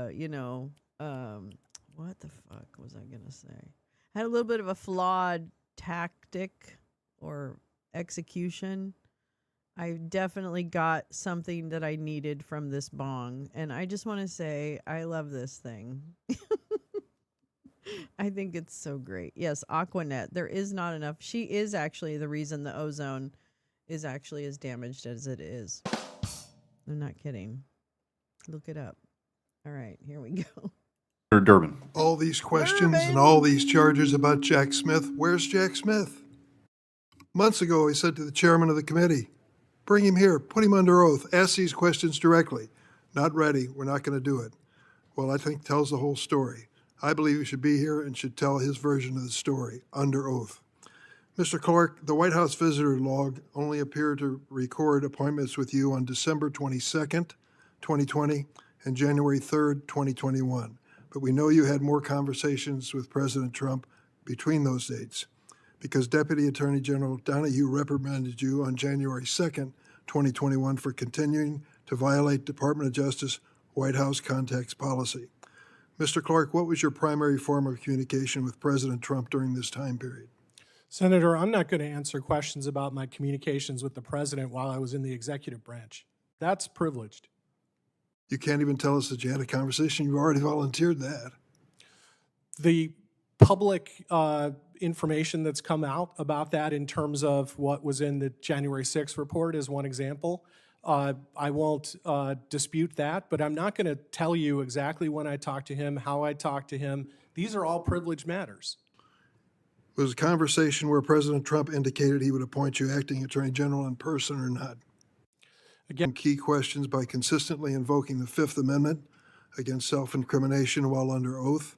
However, like nearly 1,600 January 6 insurrectionists and other election deniers, you have now received an inappropriate but equally legally valid presidential pardon for your conduct, and now you have no basis to invoke the privilege. So can you explain to us why you won't even tell us whether you met with the president during this period? Well, I didn't invoke that privilege here, Senator. I will invoke 4 privileges: executive privilege, law enforcement privilege, deliberative process privilege, and attorney-client privilege. And all of those I fully maintain. Interesting story. President of the United States asked him to take over the Department of Justice, apparently. All of this is a matter of record that's been disclosed. And even when he's been pardoned by President Trump, he won't tell us whether he met with him or spoke to him. Mr. Clark, let me ask you a question. Did you ever meet directly or correspond with White House Chief of Staff Mark Meadows or any other senior official in a White House executive office of the president? I similarly think that that's privileged. I believe firmly as a legal matter that that is also covered by the same 4 privileges I just invoked. So we have Jack Smith prepared to testify under oath and answer the questions. They don't want to see him. They want to bring us Mr. Clark. Let's who talk won't- about Jack Smith. I'm Because not- the single I most ask the questions, you get to answer them if you wish. In your notes from your briefing with then Director of National Intelligence Radcliffe, he indicated you should reach out to Kash Patel, who'd worked for Radcliffe, to find a, quote, trustworthy FBI agent in your efforts. Did you reach out to Patel, and if so, what help did he provide you? I do want to say something about Jack Smith, because the single most salient fact in regard to me of Jack Smith is that he referred to me initially in the indictment against Trump as unindicted co-conspirator number 4, and after the Supreme Court's decision in Trump v. United States, he got a superseding indictment, and it dropped all reference to me. And the D.C. bar similarly should have immediately dropped his case. If only we could get him under oath to ask a question like that. Well, it sounds like that's coming, Senator. Yeah. In any event, in terms After of, we have, I did not speak to current Director Patel in his former office. I did speak to DNI head Radcliffe. did you make any contact with the FBI as he suggested? There was no time to do that before the meeting on January 3rd that you referred to. Let's talk. When I spoke to him, it was January 2nd. Let's talk about another one of your interesting conspiracy theories that Rudy Giuliani was peddling, that Italian IT contractors worked with the FBI to use military satellites to manipulate American voting machines. Attorney General Rosen declined these meetings. Did you ever meet with Rudy Giuliani during this period, Mr. No, Carter? I did not. And in fact, that's an interesting story because Cassidy Hutchinson said that I was regularly going over to the White House to meet with Rudy Giuliani, and I didn't meet him until January of 2025. We pointed out that she confused me with Justin Clark, who was engaged in campaign matters, and then magically that story disappeared from Politico, which was otherwise trying to push it. So no, I was not coordinating with Rudy Giuliani. I didn't meet him in 2020 or 21. I just knew about him from the news. Did you ever make a public statement that this Italian IT contractor conspiracy theory needed to be investigated? I did not, to my knowledge or my memory. And in fact, I investigated it after, several years after, and I don't believe that that is a valid theory. Thank goodness. Oh, it's another set of evasive words that make up a sentence. He said, in my recollection, I don't think I did. But I did after. But so I'm kind of plausible deniability here. So maybe that was from after I heard about it on the news. Same time I heard about Rudy Giuliani. Thank you. There's been a lot of discussion about Jack Smith. I'd like to enter into the record an op-ed from the Wall Street Journal that says of the Arctic Frost documents that, quote, the facts continue to roll out about Jack Smith, and those facts are getting uglier, end quote, without objection. Senator Britt. Thank you, Mr. Chairman. I No appreciate way, your leadership number on this issue. one. And those sound a lot like feelings, Chairman, or whatever you are doing. You're sitting in for the dying chairman, I guess. He had his soul removed today. So it's finally done, y'all. He got his soul removed. All hail. Uh-oh, here we go. Now we're going to get it. Now we're getting it. Yes. Did you have any contact with any person within the Department of Justice or the FBI relevant to that search warrant application or that search? No, during that time period, if I'm remembering correctly, I was at OMB. No one reached out to you? No one reached out to me. How about the witnesses that were in the search warrant application? Did any of them have any contact with you related to that search warrant application or that search? I don't know who the witnesses are, but to my knowledge, no. Let's go back to your Georgia letter when you were in the Department of Justice. As I understand it, you had been in the Environment Natural Resources Division, which has no authority over elections. You had been acting chief of the Civil Division as people cleared out at the end of the Trump administration, again with no role in elections. Incorrect. And as best I can tell, you had no prior experience in elections law. Is that correct? Also incorrect. So both things are incorrect. I ran the two divisions, the Environment Division and the Civil Division, total of 1,400 lawyers simultaneously. And the Civil Division did have several election cases. There are two major sets of them. One Did you, and were you directly involved in any of those cases? Yes, there's one in particular I will tell you about, which Well, that's totally okay. goes I'm against asking the questions here, so let me continue. When you wrote that letter, who in the Civil Division did you contact with respect to its contents? That is something that would be law enforcement privileged inside the Justice Department. No, it's not. It absolutely is, Senator. What lawyers I consulted and what they said and what I said to them, all of that is something No, that's what lawyers contained you within- consulted, maybe what you said, but certainly what lawyers you consulted. I'm entitled to know if you bothered to consult a single lawyer in the Civil Rights Division before you did that. But I'll turn to a different question. Who from outside the Civil Rights Division or outside of the Department of Justice gave you advice about that letter?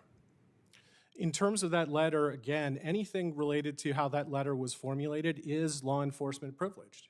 That just ain't so, and let me ask that the record include the Board of Professional Responsibility opinions with respect to throwing out Mr. Clark's claims, false claims of privilege. So let's just say that somebody from outside the department put you up to writing that letter and told you what they wanted in it. What privilege would that require? Well, there, Senator, hopefully I can help you by assuring you that there was no one from outside the department who put me up to writing a letter. I'm quite capable of writing a letter, thinking about it, and making my own legal decisions. No one contributed text to you? No one contributed ideas to you? No entity or person asked you to do this? Again, these kinds of things would be part of privilege. No, they wouldn't. They You're would. just wrong about that. Well, you can say that, Senator, but I disagree with you, and I I don't know, what but you're you've gonna asserted refer- privileges before, and you've been wrong. You assert privilege willy-nilly with no real basis for it. So, by the way, it's not disagree even with that conceded that recommendation. those privileges matter in Congress. In fact, Chairman Grassley has repeatedly said that there are a number of privileges, and I think many of us agree with him, that simply don't pertain to congressional investigations because of the separation of powers. So what we're asking about here is whether you were put up to this by outside entities, whether those outside entities helped get you the meeting in the Oval Office with Representative Perry, who was behind that, and who was behind finding you a dark money-funded landing pad once the Department of Justice tenure was over and you were picked up by a dark money-funded advocacy group. Those are legitimate questions. I intend to pursue them. My time has expired. Thank you, Senator. Senator Hawley. Thank you very much, Mr. Chairman. Thank you for calling this hearing No, on I'm not this doing so-called Josh investigation. He I'm not Tom Cotton. I'm not Tom Cotton. I'm not Tom Cotton. Green crack strain? No, I'm very bad at finding oh, he ran. Man, he asked look at that bitch run. To describe investigative Oh my actions God. by the Biden-era Department of Justice and FBI that were not merely Biden-era Department It's pretty of rich Justice. for us to be. Okay, this is my guy. I need you to see how Who fucking funded him? fast this bitch I want to know where the runs. money Hold on. from this pressure campaign, this multi-year pressure campaign, is coming from. We need to have hearings in this committee to unveil the sources of this funding, of this campaign, and of this attempt to undermine our system of government. It is a clear and present danger to the operation of our Constitution, Mr. Chairman. I yield. Senator Hawley, I'd like to enter into the record an article in the Hill on Arctic frost documents that says, quote, documents released by Senate Judiciary Committee Chairman Chuck Grassley describe investigative actions by the Biden-era Department of Justice and guess it FBI wasn't that were that not merely fast. aggressive, Sorry. but aggressively From the partisan in depths of focus my and range. sweeping in scope. From the depths It is of your increasingly ranges. clear that this was an overreach of monumental proportions and consequence using law enforcement authority in a manner am that so transformed excited the to justice build system into a Uranus. political weapon. That is the very definition of lawfare, end quote. Senator Padilla. Thank you, Mr. Chairman. Let me join several of my colleagues in recognizing the obvious. If the objective here from the subcommittee or the committee as a whole was to get down to anything, we'd have Jack Smith before us to testify and to answer questions. So I can't help but recognize this hearing for what it truly is. Just another opportunity for people who want to refuse to come to grips with the fact that Donald Trump lost the 2020 election to air out their grievances and spread the big lie conspiracy. It's pretty rich for us to be even having this debate focused on, quote, conspiracy and coordination. That's part of the title of this hearing, when the president himself, and with the help of his enablers, are leading a coordinated effort to undermine Lee. the I love sanctity it. and It's the name of validity the of compound. our I'm gonna put upcoming on a elections. T-shirt. That's what we should be talking about, colleagues. For years, President Trump and his allies have been raging about our elections. He even said during the 2016 Iowa caucuses that they were rigged when Senator Cruz beat him. Trump has been trying to undermine confidence in our system of voting, attacking elections officials who don't agree or go along with him, even exploiting his power to have the FBI seize ballots in the state of Georgia. And when his first effort to, quote, take over elections, his words, not mine, via executive order on day one of the second term, that effort failed in the courts. His friends here on Capitol Hill have tried to help him do it with this so-called Save America Act to save him and his party from the consequences at the ballot this November. But after weeks and weeks of debate where Democrats exposed how outrageous this bill is and how many barriers it would create for Americans not only to be able to register to vote, but to stay registered to vote and to actually cast their ballot, thankfully that bill seems to be put on ice. Good riddance, because Congress shouldn't be working to restrict access to the ballot for eligible Americans. We should be striving to expand access to the ballot for eligible Americans. We have a president whose newest executive order is attempting to force states to rely on a federal list of, quote, eligible voters created by the Department of Homeland Security with no history or background on this. And he wants to hand over authority for absentee and mail voting to the Trump administration. And if states don't comply with all his demand, then the Postal Service apparently won't deliver voters.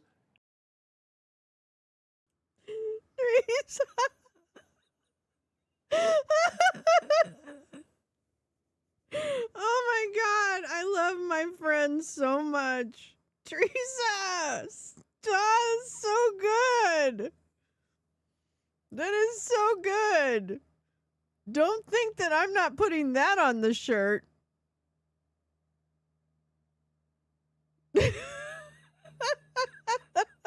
I think I'll just put an E on COM. I'll just put COME. Pound Uranus. Compound, could be like hyphenated.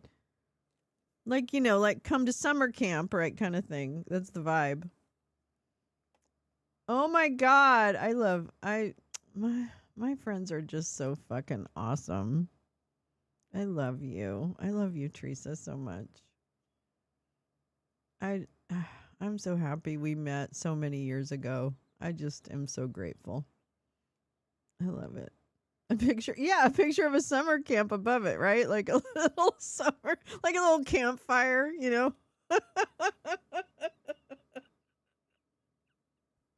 For those of you who don't know, our dream, the people who have been together, hanging out in one form or another for the last 5 years, 6 years, those people, we've all kind of dreamed of having a compound somewhere where it's just like we have goats. Everybody has like their pet project if they want to.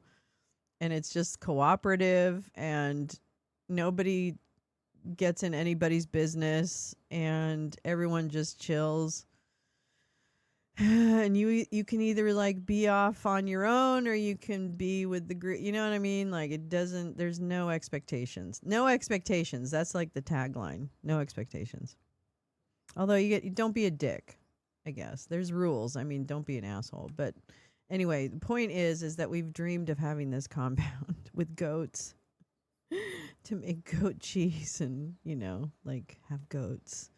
And then have dogs and cats and chickens and just all kinds of things, Anyway. And libraries and like little book nooks would be fun. Have you seen that thing? And definitely have cheese. Have you seen that thing if you ever watch TikTok, I don't know if they have it on YouTube. I think they do. Oh yeah, they do. Anyway, it's this. I saw one particular woman who has like this shed in her backyard, which is quite expansive. But anyway, she has this shed in her backyard that she's literally made like her library room, and so it's got all cozy, beautiful, kind of shabby chic pink, which I love that shit, but I understand not everyone does. But basically, has just made this one little ADU, kind of like one room thing. A beautiful little library with like a gas-fired fireplace and bookshelves and big comfy couch and warm lighting and all kinds of stuff that probably doesn't really exist in real life, but on social media it looks fantastic. Anyway, that's kind of what I imagine that we would have, is like building that and like putting fairy houses at the base of trees and I don't know, just all kinds of shit. And then if you're not into that shit, then you can just go do like your own shit and everybody's chill. That's my dream. That's my dream. I dream. Yeah, fresh homemade honey sign next to it. I'm telling you, I'm into it. I'm not very good because my arthritis is really bad, so my hands aren't really operational anymore. But man, I'd be into it. I'd do everything I could. Yeah, no assholes allowed at Comp Uranus. Compound Uranus.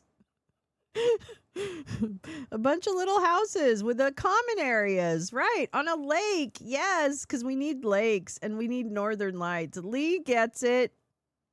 Lee is an OG. She has been here since there wasn't even a beginning. She was there before we even thought of this. Anyway, all right. Yeah, compound. Oh, I love it, Neil. Very clever.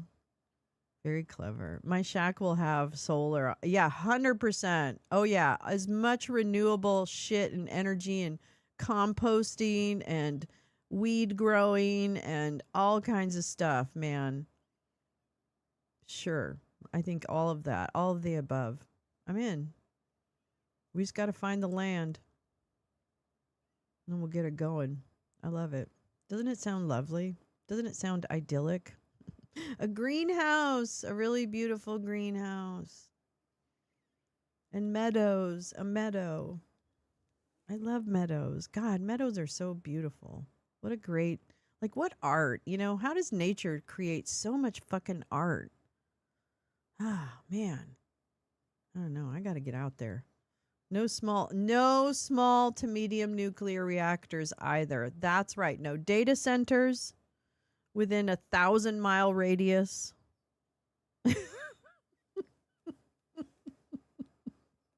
Grow lots of garlic.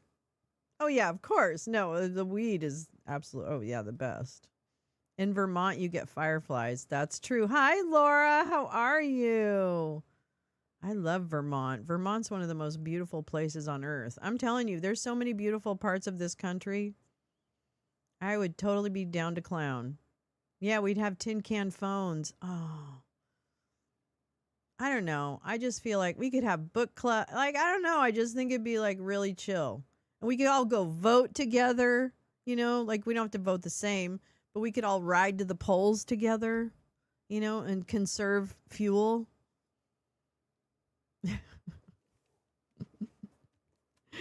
We can work on renewable energy projects. We can talk about philosophy. I think it'd be fun. And we could, I don't know. I think it'd be fun. It kind of keeps me going, TBH. Souls to the polls. That's right. Souls to the polls. Oh, what a beautiful concept that is. And anyway, here we go. Absentee We're ballots. almost done with this, it looks like. Talk about the weaponization of government. The president is trying to order the Postal Service to not deliver lawful ballots from eligible voters. We are. It's a sustainable farming. It's a sustainable farming. We are doing it. It's a collective. Hey man, don't diss my utopia. Get it? Dystopia? You said no assholes. Oh, don't say that. Oh. Don't say that. Hi everyone. Hi Moonstar. Been listening while getting my garden ready. See? We have gardeners in our midst and wannabe gardeners. So, I don't know. We'll figure it out.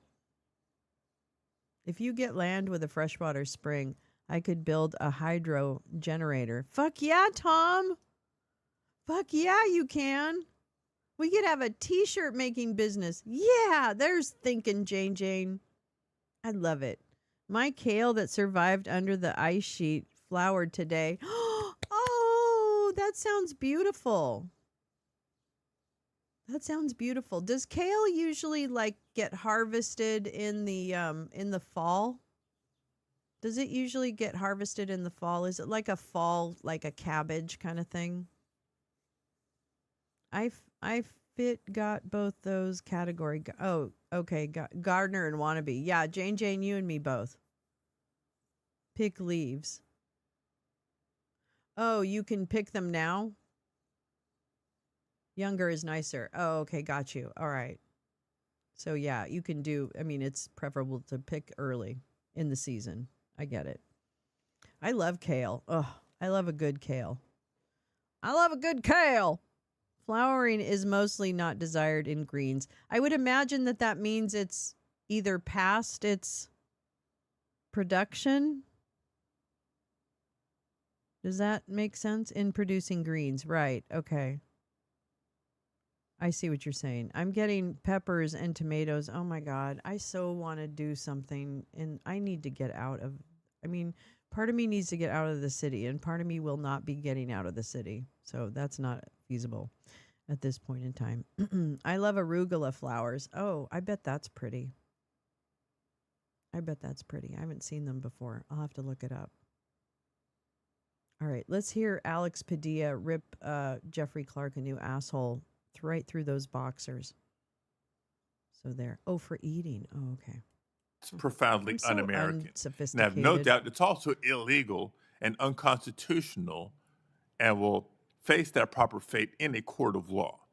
But in response, I'm introducing a bill, the Absentee and Mail Voter Protection Act, to stop this executive order, to nullify it and any similar action in its tracks, the same way we stopped the Save America Act. But if we really want to be doing something about conspiracies and coordination, Mr. Chairman, then we ought to be focusing our time and attention on the endless campaign by the president designed to undermine public confidence in our elections and our fundamental right to vote. Do you ever think of that? Now, turning to another critical topic that this subcommittee could be investigating instead of the repeated election denials. The Migration Policy Institute recently estimated 15,000 people have been deported to countries of which they are not nationals under agreements that this administration has entered. These agreements have no transparency, including what incentives this administration is promising or what pressure they're using to get countries to take people who are not their nationals, but victims of Trump's mass deportation agenda. Now, the worst part is these people in removal proceedings often don't have proper notice or an opportunity to challenge their removal to these countries. That's not my assessment. That's the recent finding of a federal judge who also criticized so-called safety assurances provided by these countries in their agreements with the United States. Question. Okay, I think I want to just interrupt him at this point and read what Lee says before she scoots off to another meeting. Meeting today with some of the companies to prepare for the post-IEPA world. No rest for the international trade community. Call your rep. Tell them to pass legislation to take back control of tariffs. Thank you so much, Lee.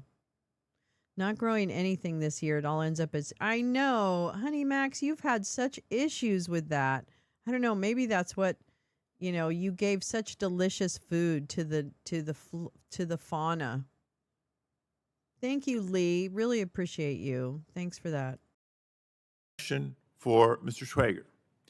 Do you believe that this is the best use of this subcommittee's time, or should we instead be more focused on the day-to-day constitutional violations that we're seeing from this administration? Senator, I defer to the wise discretion of the Senate committee, and far be it for me to tell you what to do. That's a great answer. Thank you, Mr. Chair. Thank you, Senator. Senator Cruz.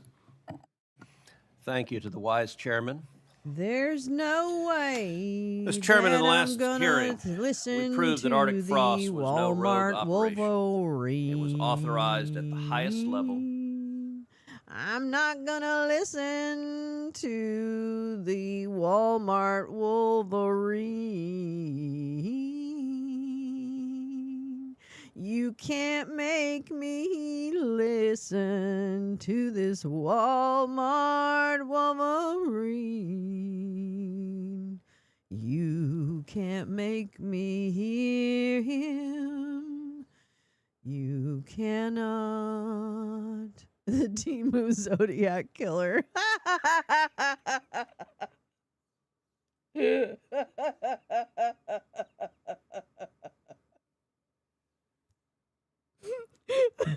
Son of Sam's Club. Oh, spring turkeys. I love it when that happens. Our four-legged relatives, thank you, honey. I know, Moonstar, right? She really has been a trooper about that and donated some beautiful food for the fauna in her neighborhood. You planted sage and lavender. Oh man, that just sounds like such a fragrant and beautiful combination in my head, in my imagination, which I guess is maybe just a little too vivid sometimes. Well, I'm sorry. We're going to say goodbye to the glorious both Mr. Timu Zodiac Killer and, not to be outdone, we also get rid of Mr. Clark and his underwear. I see your underwear, Mister. I see your underwear. I thought he was picking his butt, or I thought he was handcuffed. He actually did confirm in something. I don't know if it was his disbarment or something else, but he did admit actually that he was not handcuffed. He did not, however, address whether or not he was picking his butt. I'm just saying, the jury, if you can't deny it, then I don't know. I can't really necessarily believe that it didn't happen. I forgot to turn on my dinosaur today. Sorry, dinosaur. I guess I was kind of in a rush. And I think I didn't turn on my live sign. God, I'm like a lazy bitch. Anyway, thank you. Thank you so much for coming. Really, seriously, thank you for coming this morning, spending over 3 hours here if you were able to, or at least keep me in the background. That was really sweet, too. I really appreciate it. It's really nice to have to watch some of this stuff together and to see people's reactions and to hear the conversation or to listen to to read the conversation of what happens in the chat. He had a butt plug and he was really trying to remove it fast and drop it on the ground. That would have been a stupider thing to do. So God, he's probably glad he didn't get he didn't get it out. You posted a dinosaur video in the Discord. Fabs. Glue stick. There's J Rance. I'm listening back now. Sorry I missed it live. Well, we love you. No problem. I know you're busy. Garlic pellets keep a lot of pests away. Oh, interesting. I don't know. I feel like Honey Max has tried a lot of different solutions. So if anyone, I trust her to have gone through the exhaustive list. I love you too, Jay Glue Stick. I love you, Glue. I love you, J Rance Glue Stick. Tractor Supply has them. Oh, interesting. God, they have everything. No, I'm just kidding. All right. Well, I'm going to hit it for now. This is Wednesday. That's right. So I will see you tomorrow morning. And then don't forget, Lolo is going away for the weekend with friends. And I'm so excited. So I will be not streaming or Discording on Friday, Saturday, or Sunday. But I'll be back on Monday-ish. I mean, I don't know what time, probably late on Monday, but we'll get there when we get there. I love you too. Thank you so much. So hopefully I'll see you tomorrow morning. If I don't, I totally understand. I'm not sure exactly what time, but we're going to be a little loosey-goosey on that until later on today. And then I'll make a little thing. Honey has super deer eating her garden. They can fly, see through fences, and devour like a plague of locusts. Exactly, and look cute while they're doing it. Thank you. I will. I'm over the moon excited about this trip, so it'll be fun. I'm looking forward to it. And yeah. So anyway. So I hope I see you tomorrow, and if not, I have a wonderful weekend, please. Take care of yourselves. Get some rest. Forget about the bullshit. Maybe watch a rerun of a trivia show. I don't know. That might be really weird, but I don't think I've ever watched back an entire show of my own. So I will see you later. But again, thanks for coming. I really appreciate it.